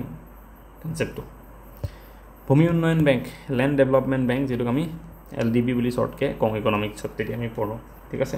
ভূমি উন্নয়ন বেংক কৃষকসকলে ভূমি বন্ধকীৰ বিপৰীতে দীৰ্ঘকালীন ঋণ আগবঢ়ায় আমাৰ খেতিয়কসকল যিসকল আছে তেওঁলোকৰতো বিশেষ টকা পইচা নাথাকে সদায় দুখীয়াই তেওঁলোক হয়নে গতিকে তেওঁলোকে লোন কেনেকৈ পাব যদি তেওঁলোকে নিজৰ মাটি বন্ধকত ৰাখি পেলাই পইচা লৈ পেলাই খেতি কৰিব পাৰে আৰু তেওঁলোকে যেতিয়া লোন ল'বলৈ যায় তাতে খেলি মেলি নহওক নৰ্মেল বেংকৰ পৰা ল'ব গ'লে সেইকাৰণে একদম বিশেষভাৱে বেংক বনোৱা হয় কিছুমান LDB বুলি কয় সেইবিলাকক লেণ্ড ডেভেলপমেণ্ট বেংক অৰ্থাৎ বেংকৰ দ্বাৰা আৰোপিত চৰ্ত সাপেক্ষে চুক্তিবদ্ধ হৈ নিজৰ মাটি প্ৰকৃত কাগজপত্ৰ বেংকৰ ওচৰত জমা থ'ব লাগে তেনেকুৱা কাগজ আৰু বেংকৰ পৰা ঋণ আদায় ল'ব পাৰে কৃষকসকলে মাটিৰ মূল্য 50% পৰিমাণ পৰ্যন্ত ঋণ হিচাপে গ্ৰহণ কৰিব পাৰে তেওঁ মাটিৰ যিমান দাম বোলে এইটো কৃষকৰ তেওঁ যিখিনি মাটিৰ এগেইনষ্টত লোন ল'ব সেই মাটিখিনি যিমান দাম বোলে 6 লাখ টকা মাটিখিনিৰ দাম তেওঁ মেক্সিমাম 3 লাখলৈকে লোন ল'ব পাৰে তেতিয়া ঠিক আছে এই ঋণ পৰিশোধৰ বাবে কৃষকে 20 পৰা 30 বছৰ পৰ্যন্ত সময় পায় বহুত দীঘলীয়া সময় পায় ঠিক আছে তাৰমানে দীৰ্ঘকালীন ঋণ এইটো হয় তাৰোপৰি সুদৰ হাৰ বহুত কম হয় যাৰ কাৰণে তেওঁলোকে ঋণটো মাৰিব পাৰে আৰু নিজৰ উন্নতিও হয় বা খেতিপথাৰত পইচা দৰকাৰ হ'লে লোন ল'ব পাৰে সেইটো কাম কৰে কোনে LDB তাৰপিছত NABARD national bank for agriculture and rural development 1982 বনিছিলে এইটো ফাৰ্ষ্ট কথা হ'ল সেইটো 1982 1 জুলাইত বনিছিলে অ'কে নামটোতে গম পায় নেশ্যনেল বেংক কিহৰ কাৰণে for agriculture and rural development agriculture আৰু ৰুৰেল ডেভেলপমেণ্টৰ কাৰণে ঠিক আছে কৃষি আৰু গ্ৰাম্য উন্নয়নৰ ক্ষেত্ৰত ই কাম কৰে লোন চোন দিয়াৰ পৰা আদি কৰি বিভিন্ন ধৰণৰ কামবিলাক কৰে NABARDে ইয়াৰ হেডকোৱাৰ্টাৰ ক'ত আছে মুম্বাইতে আছে ইঞ্চুৰেঞ্চ কোম্পানী ইয়াৰ বিষয়ে আছে অকণমান ইঞ্চুৰেঞ্চ কোম্পানীবিলাক আমি জানো চবেই ইঞ্চুৰেঞ্চ কোম্পানীৰ বিষয়ে হয়নে ইঞ্চুৰেঞ্চ আমাৰ যিবিলাক ষ্টক এক্সচেঞ্জ যিটো আছে আমাৰ ঠিক আছে ষ্টক এক্সচেঞ্জ যিটো আমাৰ আছে সেয়া লাগিলে NSE নেশ্যনেল ষ্টক এক্সচেঞ্জ হওক বা BSE হওক বা অন্যান্য কিবা হওক আমাৰ যিবিলাক আছে এইবিলাকক কণ্ট্ৰল কোনে কৰে SEBIয়ে হয়নে নহয় SEBIটো কি আছিলে securities exchange board of India কি বুলি কয় securities and exchange board of India Securities and Exchange Board of India ঠিক আছে স্কেমো চলি আছে SEBIক লৈ পেলাই এতিয়া কিবা কিবি আদানীৰ লগত ভাল বুলি চেয়াৰমেনৰ হয়নে SEBI চেয়াৰমেনৰ গতিকে সেইটো ইম্পৰ্টেণ্ট আৰু SEBI কেতিয়া গঠন হৈছিলে এইটো ইম্পৰ্টেণ্ট 1988ত গঠন হৈছিলে ঠিক আছে এষ্টাব্লিছ হৈছিলে তাৰপিছত গভৰ্ণমেণ্টে একুৱাই কৰিছিলে সেইটো আমাৰ 1992ত ঠিক আছে তো ফাইনেলি আমি এই দুটা ডেট মনত ৰাখিব লাগিব আৰু ফাইনেল হ'লে এইটো পৰীক্ষা আহিব 1992টো আহিব আমাৰ কাৰণে বেছিকেলি ষ্টেটুটৰী যিটো আমাৰ ষ্টেটাছ আছে সেইটো 92ত পাইছিলে গঠন 88ত হৈছিলে ঠিক আছে তো SEBIক লৈ দুটা ডেট মনত ৰাখিব লাগিব আমাৰ চৰকাৰে যিটো ষ্টেটুটৰী ষ্টেটাছ দিছিলে তেতিয়া 1992 দিছিলে কিন্তু গঠন 1988 হৈছিলে ঠিক আছে মনত ৰাখিম এই দুইটা ডেট আমি ঠিক আছে ওকে আৰু এইটো কিহৰ কাৰণে ক'লো মই আমাৰ যেটো ষ্টক মাৰ্কেট আছে তাক চাবৰ কাৰণে ঠিক আছে হেডকোৱাৰ্টাৰ ক'ত আছে মুম্বাইত সেবি ভৱন বুলি আছে নাম বিল্ডিং এটা সেবি ভৱন বুলি সেইটো হৈছে হেডকোৱাৰ্টাৰ সেবি কাৰ আন্ডাৰত আহে মিনিষ্ট্ৰি অফ ফাইনেন্স ঠিক আছে ফাইনেন্স মিনিষ্ট্ৰি আন্ডাৰত আহে সেবি এইবিলাক কথা যে কৈ আছো সব কোৱেশ্চন এটা লৈ কোৱেশ্চন বনিব ঠিক আছে সেবি কাৰ আন্ডাৰত আহে ওকে তো সেবি বিষয় কিয় ক'লো মই সেবি বিষয় ক'লো ইৰডা বিষয় দেখিবলৈ ইৰডা বুলি এটা আছে Insurance Regulatory and Development Authority of India বুলি এটা আছে যিটো কথা ইয়াতে দিয়া আছে এই ফুল ফৰ্মটো IRDA Insurance Regulatory and Development Authority of India ই কি কাম কৰে ই কাবাক ৰেগুলেট কৰে যেনেকৈ সেবিয়ে কাক ৰেগুলেট কৰে সিকিউৰিটি এক্সচেঞ্জ যিখন মাৰ্কেট আছে ষ্টক মাৰ্কেট যিখন আছে তাক ৰেগুলেট কৰে যাতে স্কেম নহওক কিবা নহওক সকলোবিলাক তাক ৰেগুলেট কৰে ঠিক আছে তেনেকৈ ইন্স্যুৰেন্স যিবিলাক আমাৰ কোম্পানীবিলাক যে আছে আজিকালিতো সব ইন্স্যুৰেন্স কোম্পানী আছে হয়নে একদম টাটা বাজাজৰ পৰা আৰম্ভ কৰি কিমান কি হেল্থ ইন্স্যুৰেন্স কাৰ ইন্স্যুৰেন্স মটৰ ইন্স্যুৰেন্স সব এইবিলাক আছে ইন্স্যুৰেন্স কোম্পানীৰ কথাটো আমি জানোৱেই চবেই মানে লাইফ ইন্স্যুৰেন্স আছে ওকে তো আমি কি কৰোঁ এটা সৰু এমাউণ্ট তেওঁলোকক হেল্থ ইন্স্যুৰেন্সৰ কথাই কৈছোঁ প্ৰতি বছৰে আমি বোলে তেওঁলোকক 10,000 টকা দি যাওঁ আমি যদি কেতিয়াবা হস্পিটেলাইজ হওঁ 2-3 লাখ টকা খৰচ হ'লে আমাক তেওঁলোকে দি দিয়ে পইচাটো এইটো হৈছে হেল্থ ইন্স্যুৰেন্স এনেকৈ বিভিন্ন স্কিমবিলাক আমাৰ আছে ইন্স্যুৰেন্সবিলাকত ঠিক আছে হেল্থ হওক বাইক কাৰ ইন্স্যুৰেন্স সেইবিলাকতো তো সেই ইন্স্যুৰেন্স যিবিলাক কোম্পানী আছে তাহাঁতক কোনে কণ্ট্ৰল কৰে ইৰডা ঠিক আছে Insurance Regulatory and Development Authority of India সেবিক লৈ এবাৰ আৰু এটা কুৱেশ্যন অহা মই লিখিছিলোঁ ঠিক আছে সেবি যিটো কথা ক'লোঁ সেবিক লৈ পেলাই যে সেবিটো কি হয় ষ্টেটুটৰী বডি নে কনষ্টিটিউচনেল বডি এইটো কুৱেশ্যন APSC নে ক'ৰবাত ষ্টেটমেণ্ট বেছ কুৱেশ্যনত আহিছিলে ঠিক আছে আহিব পাৰে বহুত বেছি সম্ভাৱনা থকা কুৱেশ্যন সেবি এটা ষ্টেটুটৰী বডি কনষ্টিটিউচনেল বডি নহয় ঠিক আছে যেতিয়া এটা অৰ্গেনাইজেশ্যন চৰকাৰে এখন আইন এক্ট আনি পেলাই গঠন কৰে এখন এক্ট আনি পেলাই তাৰ আণ্ডাৰত যেতিয়া গঠন কৰে তাক আমি কি বুলি কওঁ ষ্টেটুটৰী বডি আৰু যদি কোনোবা এটা বডিৰ কথা আমাৰ কনষ্টিটিউশ্যন বনোৱাৰ সময়তে উল্লেখ আছে তাক আমি কি বুলি কওঁ কনষ্টিটিউচনেল বডি বুলি কওঁ যেনেকৈ আমাৰ ইলেকশ্যন কমিশ্যন অফ ইণ্ডিয়া ইয়াৰ কথা আমাৰ সংবিধানতে উল্লেখ আছে ডাইৰেক্টলি সেইকাৰণে আমি ইলেকশ্যন কমিশ্যন অফ ইণ্ডিয়া কি এটা ষ্টেটুটৰী বডি নে কনষ্টিটিউচনেল বডি ই হৈছে এটা কনষ্টিটিউচনেল বডি ঠিক আছে RBI reserve bank of India কি হয় এইটো ফাইনেন্সৰ লগত জড়িত ই এটা কনষ্টিটিউচনেল বডি RBI যি কমিটি থাকে ওকে কিন্তু সেবি এখন এক্ট আনি পেলাই মই ক'লোঁ ন যে 1988তে গঠন হৈছিলে কিন্তু গভৰ্ণমেণ্টে তাক ষ্টেটুটৰী ষ্টেটাছ দিছিলে এখন আইন আনি পেলাই সেবি এক্ট 1992 ঠিক আছে গতিকে সি এটা কি ষ্টেটুটৰী বডি ইৰডা বিষয়ে অলপমান এটা কওঁ ইৰডা প্ৰথম কথা হ'ল ফুল ফৰ্মটো মনত ৰাখিব লাগিব কুৱেশ্যন আহি যোৱাৰ চান্স আছে ইৰডা ঠিক আছে এতিয়া ইৰডাক ইৰডাই বুলি কয় ঠিক আছে ইৰডাই বুলি ক'ব কেতিয়াবা insurance Regulatory and Development Authority of India ঠিক আছে ই গঠন কেতিয়া হৈছিলে 1999ত হৈছিলে ঠিক আছে ইয়াকো এখন এক্ট আনি পেলাই গঠন কৰা হৈছিলে ঠিক আছে ইৰডা এক্ট ওকে ইৰডা এক্ট সেইখন আনি পেলাই গঠন কৰা হৈছিলে 1999ত ঠিক আছে গতিকে ই কি বডি এটা ষ্টেটুটৰী নে কনষ্টিটিউচনেল ইও এটা ষ্টেটুটৰী বডি ঠিক আছে ইয়াৰ হেডকোৱাৰ্টাৰ কিন্তু মুম্বাইত নাই ইয়াৰ হেডকোৱাৰ্টাৰ আছে হায়দৰাবাদত ঠিক আছে আৰু মোৰ মই ইকনমি ছেকশ্যনত এডিআৰিৰ কাৰণে পঢ়ি থাকোঁতে চাগে পঢ়িছিলোঁ কিবা আগতে দিল্লীত আছিল ইয়াৰ এইটো হেডকোৱাৰ্টাৰ পিছত হায়দৰাবাদ নিছে এতিয়া এইবিলাক আমাক দৰকাৰ নাই আমি হায়দৰাবাদ মনত ৰাখিলে হ'ব ঠিক আছে আমাৰ যিবিলাক কনষ্টিটিউচনেল এণ্ড ষ্টেটুটৰী বডি বুলি এটা টপিক থাকে ইকনমি বা আমি পলিটিত তাতে তেতিয়া পঢ়িছিলোঁ সেই পাৰ্টৰ আণ্ডাৰত জাষ্ট ইমানখিনি মনত আছে এতিয়া আৰু 2018 চনত ভাৰত চৰকাৰে আমাৰ আয়ুষ্মান ভাৰত প্ৰধানমন্ত্ৰী জন আৰোগ্য বীমা যোজনা এইবিলাকৰ জৰিয়তে বিনামূলীয়া স্বাস্থ্য সেৱাৰ কথা কৈছে ঠিক আছে 2018 চনত স্কিমখন লঞ্চ হৈছিলে আয়ুষ্মান ভাৰত এইটো ডেট স্কিমক লৈ পেলাই এনেকৈ যিমান পাম চাই গৈ থাকিম স্কিম যি আছে NEC north eastern council Assam Meghalaya Manipur Arunachal Tripura এইবিলাক ছিকিমক লৈ উত্তৰ পূব ভাৰত গঠিত হৈছে আমাৰ প্ৰাকৃতিক সম্পদত আমি চহকী কিন্তু উদ্যোগিক ক্ষেত্ৰত আমাৰ আগবঢ়া নহয় ঠিক আছে সেয়েহে উত্তৰ পূব ভাৰতৰ আৰ্থিক দিশটো দেশৰ অন্যান্য অঞ্চলৰ তুলনাত যথেষ্ট দুৰ্বল এই অঞ্চলটো উন্নয়নৰ বাবে আমি 1971 চনত NEC গঠন কৰা হৈছিলে ছুপাৰ ইম্পৰ্টেণ্ট 1971 চন এইটো ঠিক আছে ভাৰতৰ ৰাষ্ট্ৰপতিয়ে উত্তৰ পূব ভাৰতৰ আটাইকেইখন ৰাজ্যৰ মুখ্যমন্ত্ৰী আৰু ৰাজ্যপালসকলৰ মাজৰ পৰা এজনক পৰিষদৰ অধ্যক্ষ হিচাপে মনোনীত কৰে চ' এইখন কোনে বনায় গোটেই কমিটিখন আমাৰ NEC ৰাষ্ট্ৰপতিয়ে বনায় এইটো ইম্পৰ্টেণ্ট কোনে নিযুক্তি দিয়ে মেম্বাৰসকলক ৰাষ্ট্ৰপতিয়ে কোন থাকে মেম্বাৰত মুখ্যমন্ত্ৰীসকল থাকে আমাৰ গোটেইকেইখন ৰাজ্যৰ ঠিক আছে মুখ্যমন্ত্ৰী থাকে গোটেইকেইখন মানে কেইখনৰ 8খনৰ ছিকিমো থাকে ইয়াত ঠিক আছে এটা কুৱেশ্যন তেনেকৈ আহিব ছিকিম NEC পাৰ্ট হয়নে নহয় বা তলৰ কোনখন ৰাজ্য NEC পাৰ্ট নহয় ছিকিমক নহয় বুলি ক'ব নালাগে ছিকিমখন কিন্তু পাৰ্ট হয় ঠিক আছে আৰু যিসকল ৰাজ্যপাল থাকে তেওঁলোকো মেম্বাৰ হয় আৰু ৰাজ্যপালসকলৰে এজনক কি কৰে সি তাৰ অধ্যক্ষ চেয়াৰমেন পাতি দিয়ে এতিয়া এইবিলাক কুৱেশ্যন আহিব যে NEC চেয়াৰমেন কোন হয় কোনোবা এখন ৰাজ্যৰ মুখ্যমন্ত্ৰী নে ৰাজ্যপাল নে ফাইনেন্স মিনিষ্টাৰ নে দেশৰ ৰাষ্ট্ৰপতি কোন হয় চেয়াৰমেন হ'ল কোনোবা এখন ৰাজ্যৰ ৰাজ্যপাল হ'ব NEC ঠিক আছে কোনো এপইণ্ট কোনে কৰে বা তেওঁলোকক কোনে তাত সেই কমিটিখন বনাই দিয়ে ভাৰতৰ ৰাষ্ট্ৰপতিয়ে বনাই দিয়ে ইয়াৰ উপৰি ৰাষ্ট্ৰপতি এজন কেন্দ্ৰীয় মন্ত্ৰীক ইয়াক পৰিষদৰ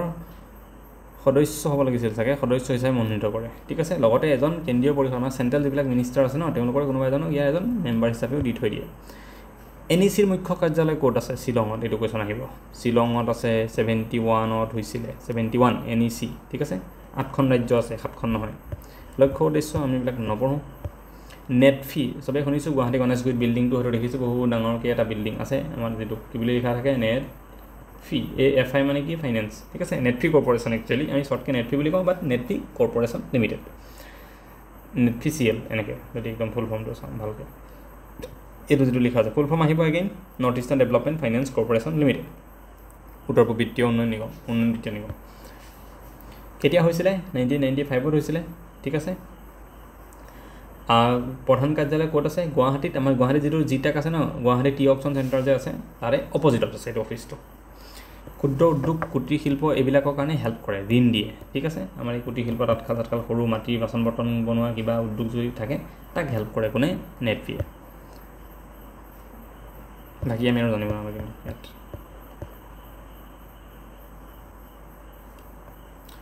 নেট ফিয়ে উত্তৰ পূব ভাৰতৰ অৰ্থনৈতিক উন্নয়নৰ বাবে ক্ষুদ্ৰ বিত্তীয় আঁচনি মাইক্ৰ' ফাইনেন্স স্কিম কিছুমান ওলাইছে মানে সৰু সৰু ঋণ দিয়া লোন দিয়া কিছুমান উলিয়াইছে নেট ফি ঠিক আছে আৰু সেইবিলাক কৰি পেলাই আমাৰ বহুত মানুহ সহায়ক হৈছে আত্মসহায়ক গোট আছে এটা আমি চবেই জানো আত্মসহায়ক গোটৰ কথা ঠিক আছে আৰু নেট ফিৰ পৰা আত্মসহায়ক গোটবিলাকে লোন ল'ব পাৰে আমি আত্মসহায়ক গোটবিলাকে কি হয়নো আচলতে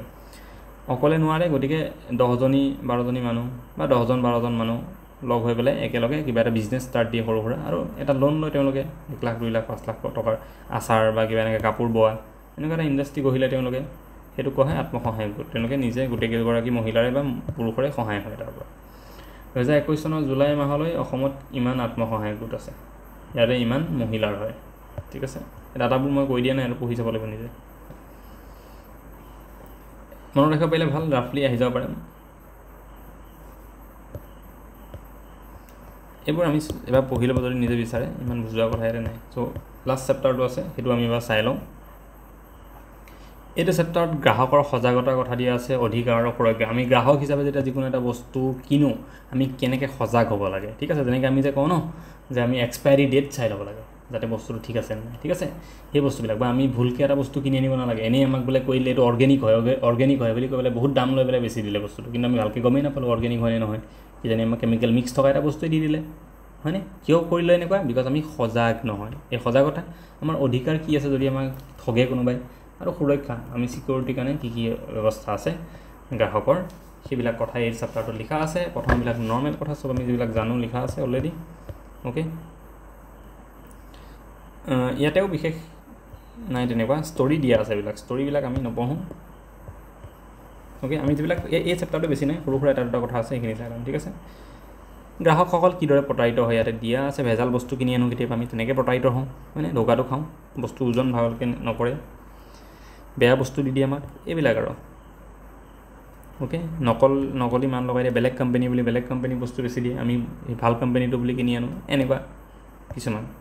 সামগ্ৰী প্ৰস্তুতকৰণৰ তাৰিখ মচি পেলোৱা বা নকল তাৰিখ লগাই এক্সপায়াৰী ডেট গুচি গ'ল বেলেগ এটা নতুন ডেট লগাই পেলাই দি দিলে তো সেইবিলাক আমাৰ লগত হৈ থাকে আমি গমেই নাপাওঁ ঠিক আছে বিকজ আমি সজাগ নহয় অ'কে দেন আমাক এইবিলাকো দৰকাৰ নাই ইয়াতে যিখিনি আছে মই অকল সেইখিনি কৈ দিম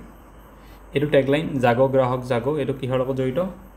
আমাৰ গ্ৰাহক সুৰক্ষাৰ লগত জড়িত গ্ৰাহক হিচাপে আমি কেনেকৈ সজাগ হ'ব লাগে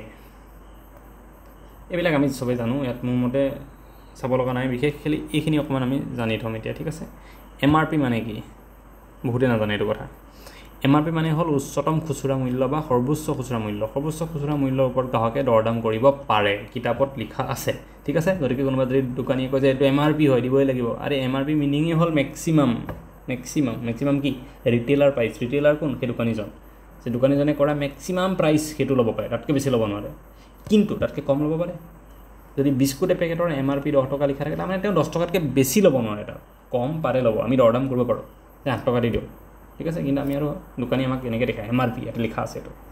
ঠিক আছে। তো এইটো কিতাপ এখন, ঠিক আছে, কিতাপত লিখা আছে এইটো কথা। তো দৰদাম কৰিব পাৰে কাৰণ সামগ্ৰী সৰবৰাহৰ বাবে প্ৰয়োজনীয় পৰিবহণ খৰচ MRPত নিহিত হৈ থাকে। চ' টোটেল বস্তুৰ দাম ইমান নহয়, এক ট্ৰান্সপৰ্টেশ্যনৰ দামটো তাত লিখা থাকে, ঠিক আছে।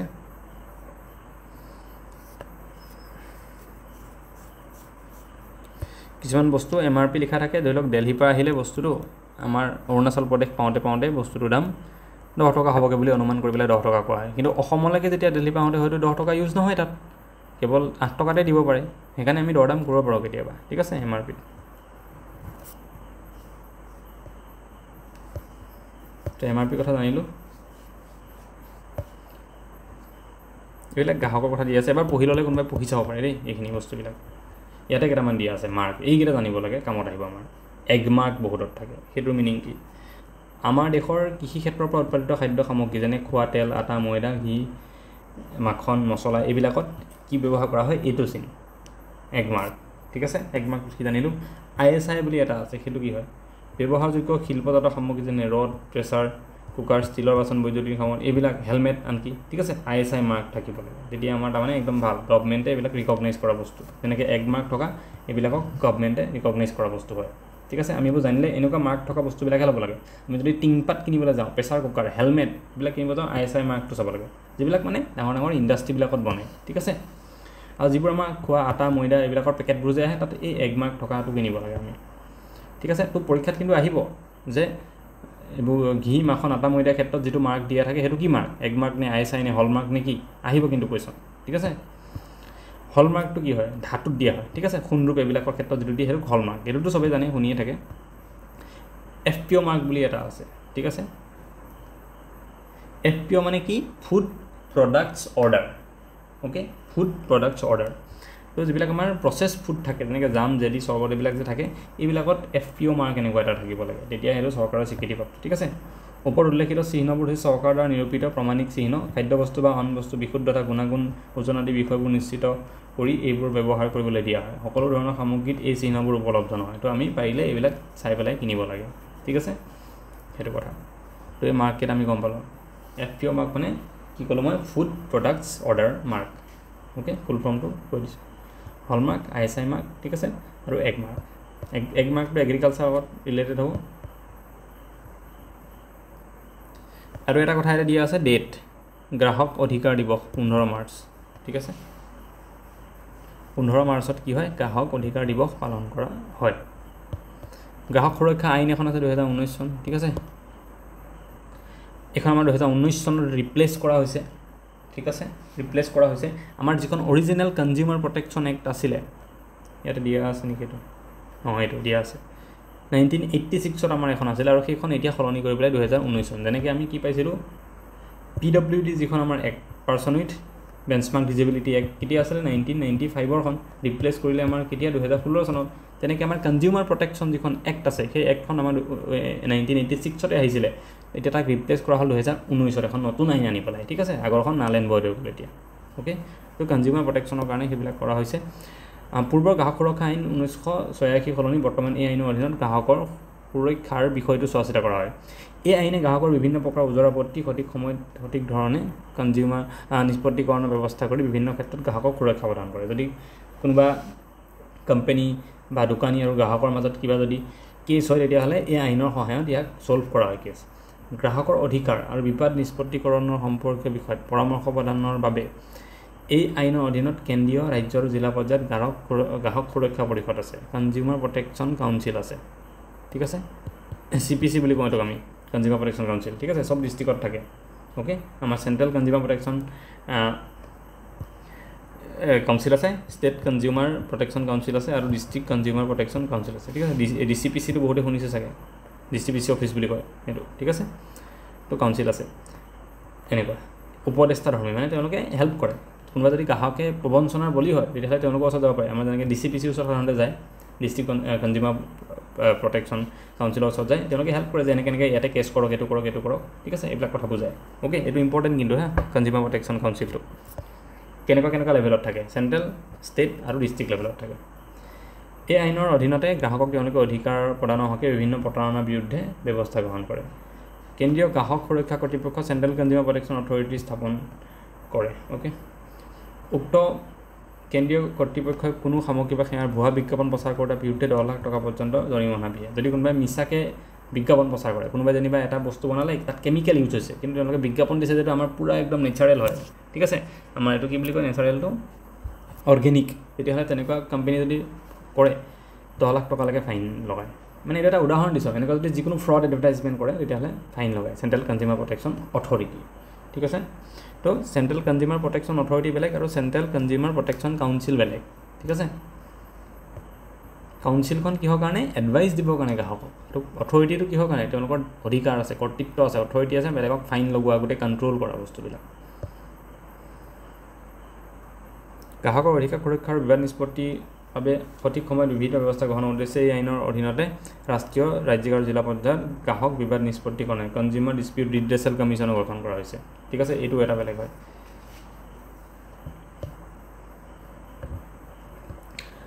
যদি সেৱাৰ মূল্য কোটি টকা পৰ্যন্ত হয় তেন্তে জিলা পৰ্যায়ত আৰু 1 কোটিৰ পৰা 10 কোটি হ'লে ৰাজ্যিক পৰ্যায়ত আৰু 10 কোটিৰ ওপৰত হ'লে ৰাষ্ট্ৰীয় পৰ্যায়ত বিবাদ নিষ্পত্তি কৰা হয় ঠিক আছে কনজিউমাৰ ডিস্পিউটেড ৰিড্ৰেছেল কমিশ্যন চবতে আছে এখন চেণ্ট্ৰেল লেভেলত আছে আমাৰ কোৰ্টৰ নিচিনা এখন ষ্টেট লেভেলত আছে এখন ডিষ্ট্ৰিক্ট লেভেলত আছে ঠিক আছে যদি 1 কোটি টকালৈকে কিবা এনেকুৱা কেছ হয় কনজিউমাৰৰ তেতিয়াহ'লে ডিষ্ট্ৰিক্ট লেভেলত চল্ভ হয় 1 কোটি বা 10 কোটি হ'লে ষ্টেট লেভেলৰ যিখন আছে কনজিউমাৰ ডিস্পিউট ৰিড্ৰেছেল চেল তাত হয় আৰু 10 কোটিতকৈ বেছি হ'লে চেণ্ট্ৰেল যিখন কনজিউমাৰ ডিস্পিউট ৰিড্ৰেছেল কমিশ্যন আছে তাত হয় এইটো অ'কে চ' এইখিনি চাগে ইয়াতে আৰু নাই অ'কে চ' এইটো চেপ্টাৰত এইখিনি ইকনমি আমাৰ এইখিনিলৈ শেষ হ'ল যিখিনি মই দেখাই দিছোঁ সেইখিনি চালেও এনাফ আৰু এক্সট্ৰা কথা যিকেইটা কৈছোঁ সেইকেইটাও যদি ফ'ল' কৰে সেইখিনিও আমাৰ কাৰণে এনাফ হ'ব এতিয়া মই আকৌ এবাৰ মই এটা কথা বেলেগ এটা কথা কওঁ ইয়াতে এগেইন মই কি কৈছোঁ আমি ইয়াতে ক্লাছ 6ৰ পৰা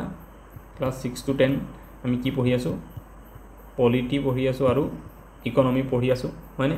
পলিটি আৰু ইকনমি পঢ়ি আছোঁ এতিয়া পলিটি আৰু ইকনমি আমাৰ ছ'চিয়েল চায়েন্সৰ অকল 30% হয় বাকী 70% কি হিষ্ট্ৰী পাৰ্টটো আৰু জিঅ'গ্ৰাফি পাৰ্টটো ঠিক আছে এইখিনি আমাৰ 70% গতিকে এইখিনি পঢ়াটো আমাৰ কাৰণে বহুত বেছি ইম্পৰ্টেণ্ট সেইখিনি মই ইয়াত পঢ়োৱা নাই ইউটিউবত কিয় পঢ়োৱা নাই কাৰণ এটা পেইড কোৰ্চ অলৰেডি বনোৱা আছে ঠিক আছে এটা পেইড কোৰ্চ এটা বনোৱাৰ পিছত আজিৰ পৰা বহুত দিন আগতে বনাইছিলোঁ গতিকে এতিয়াতো সেইখিনি আকৌ মই ইয়াতে পঢ়াব নোৱাৰোঁ কাৰণ যিসকলে পেইড ষ্টুডেণ্ট আছে লৈছে তেওঁলোকৰ লগত অন্যায় হ'ব সেইটো গতিকে আপোনালোকে যদি কোনোবাই সেইখিনি পঢ়িব বিচাৰিছে ইয়াত আমি যেনেকৈ পঢ়িছোঁ তেনেকুৱা ধৰণে যদি ইম্পৰ্টেণ্ট পইণ্টবিলাক হাইলাইট কৰা আছে এনেকৈ আণ্ডাৰলাইন কৰা আছে নোটছ দিয়া আছে এপত যদি ল'ব বিচাৰে সেই কোৰ্চটোৰ দামটো হৈছে 299 অ'কে মাত্ৰ 6 মাহৰ কাৰণে পাব এতিয়াতো আমাৰ এমাহ আছে এটা কথা হ'ল এতিয়া কোৰ্চ ল'বলৈ সময় আছেনে শেষ হ'বনে সেই কোৰ্চটো এতিয়া পঢ়িলে 100% হ'ব কাৰণ ক্লাছ আছে তাত মাত্ৰ 32 ঘণ্টা ক্লাছ 6ৰ পৰা 10লৈকে কি পঢ়াইছোঁ হিষ্ট্ৰী আৰু জিঅ'গ্ৰাফি কিমান ঘণ্টা মাত্ৰ 32 আৱাৰ্ছ এতিয়াৰ পৰা ডেইলি যদি এঘণ্টাকৈও চাই আপুনি 32 দিন অৰ্থাৎ 1 মাহত 1 মান্থত আমাৰ শেষ হৈ যাব পৰীক্ষালৈ আমাৰ সিমানখিনি টাইম আছে ঠিক আছে আৰু ছ'চিয়েল চায়েন্সৰ পৰা এটা কথা মনত ৰাখিব 30 নম্বৰ আহিব য'ৰ পৰা 30 নম্বৰ আহিব তাত আপুনি ডেইলি এঘণ্টাকৈ দিয়াটো একো ডাঙৰ কথা নহয় তো এনেকৈ আমাৰ কোৰ্চটো আপোনালোকে ল'ব পাৰে যদি কোৰ্চটো ল'ব বিচাৰে কেনেকৈ ল'ব এতিয়া কুৱেশ্যনটো হ'ল হাউ কোৰ্চটো ল'ম কেনেকৈ এটা বেলেগ ভিডিঅ'ৰ লিংক এই যিটো ভিডিঅ' আছে ক্লাছৰ তাতে কমেণ্টত আছে ঠিক আছে কমেণ্ট ছেকশ্যন যাব ওপৰত এটা পিন কমেণ্ট থাকিব ওপৰত এটা কমেণ্ট থাকিব তাত এটা ভিডিঅ'ৰ লিংক থাকিব ঠিক আছে সেই ভিডিঅ'ৰ লিংকটোত আপোনালোকে যেতিয়া ক্লিক কৰি দিব এটা বেলেগ ভিডিঅ' খোলা খাব আমাৰ এই চেনেলতে আৰু সেই ভিডিঅ'টোত ধুনীয়াকৈ বুজাই থোৱা আছে যে কোৰ্চটো কেনেকৈ ল'ব লাগে কি এপ ইনষ্টল কৰিব লাগে কেনেকৈ পে'মেণ্ট কৰিব লাগে গোটেই কথা তাত বুজোৱা আছে চাই পেলাই আপোনালোকে ল'ব পাৰিব তেনেধৰণেই কোৰ্চটো চ' আজিলৈ এইটো ক্লাছত ইমানেই আকৌ নেক্সট ক্লাছত সোনকালে লগ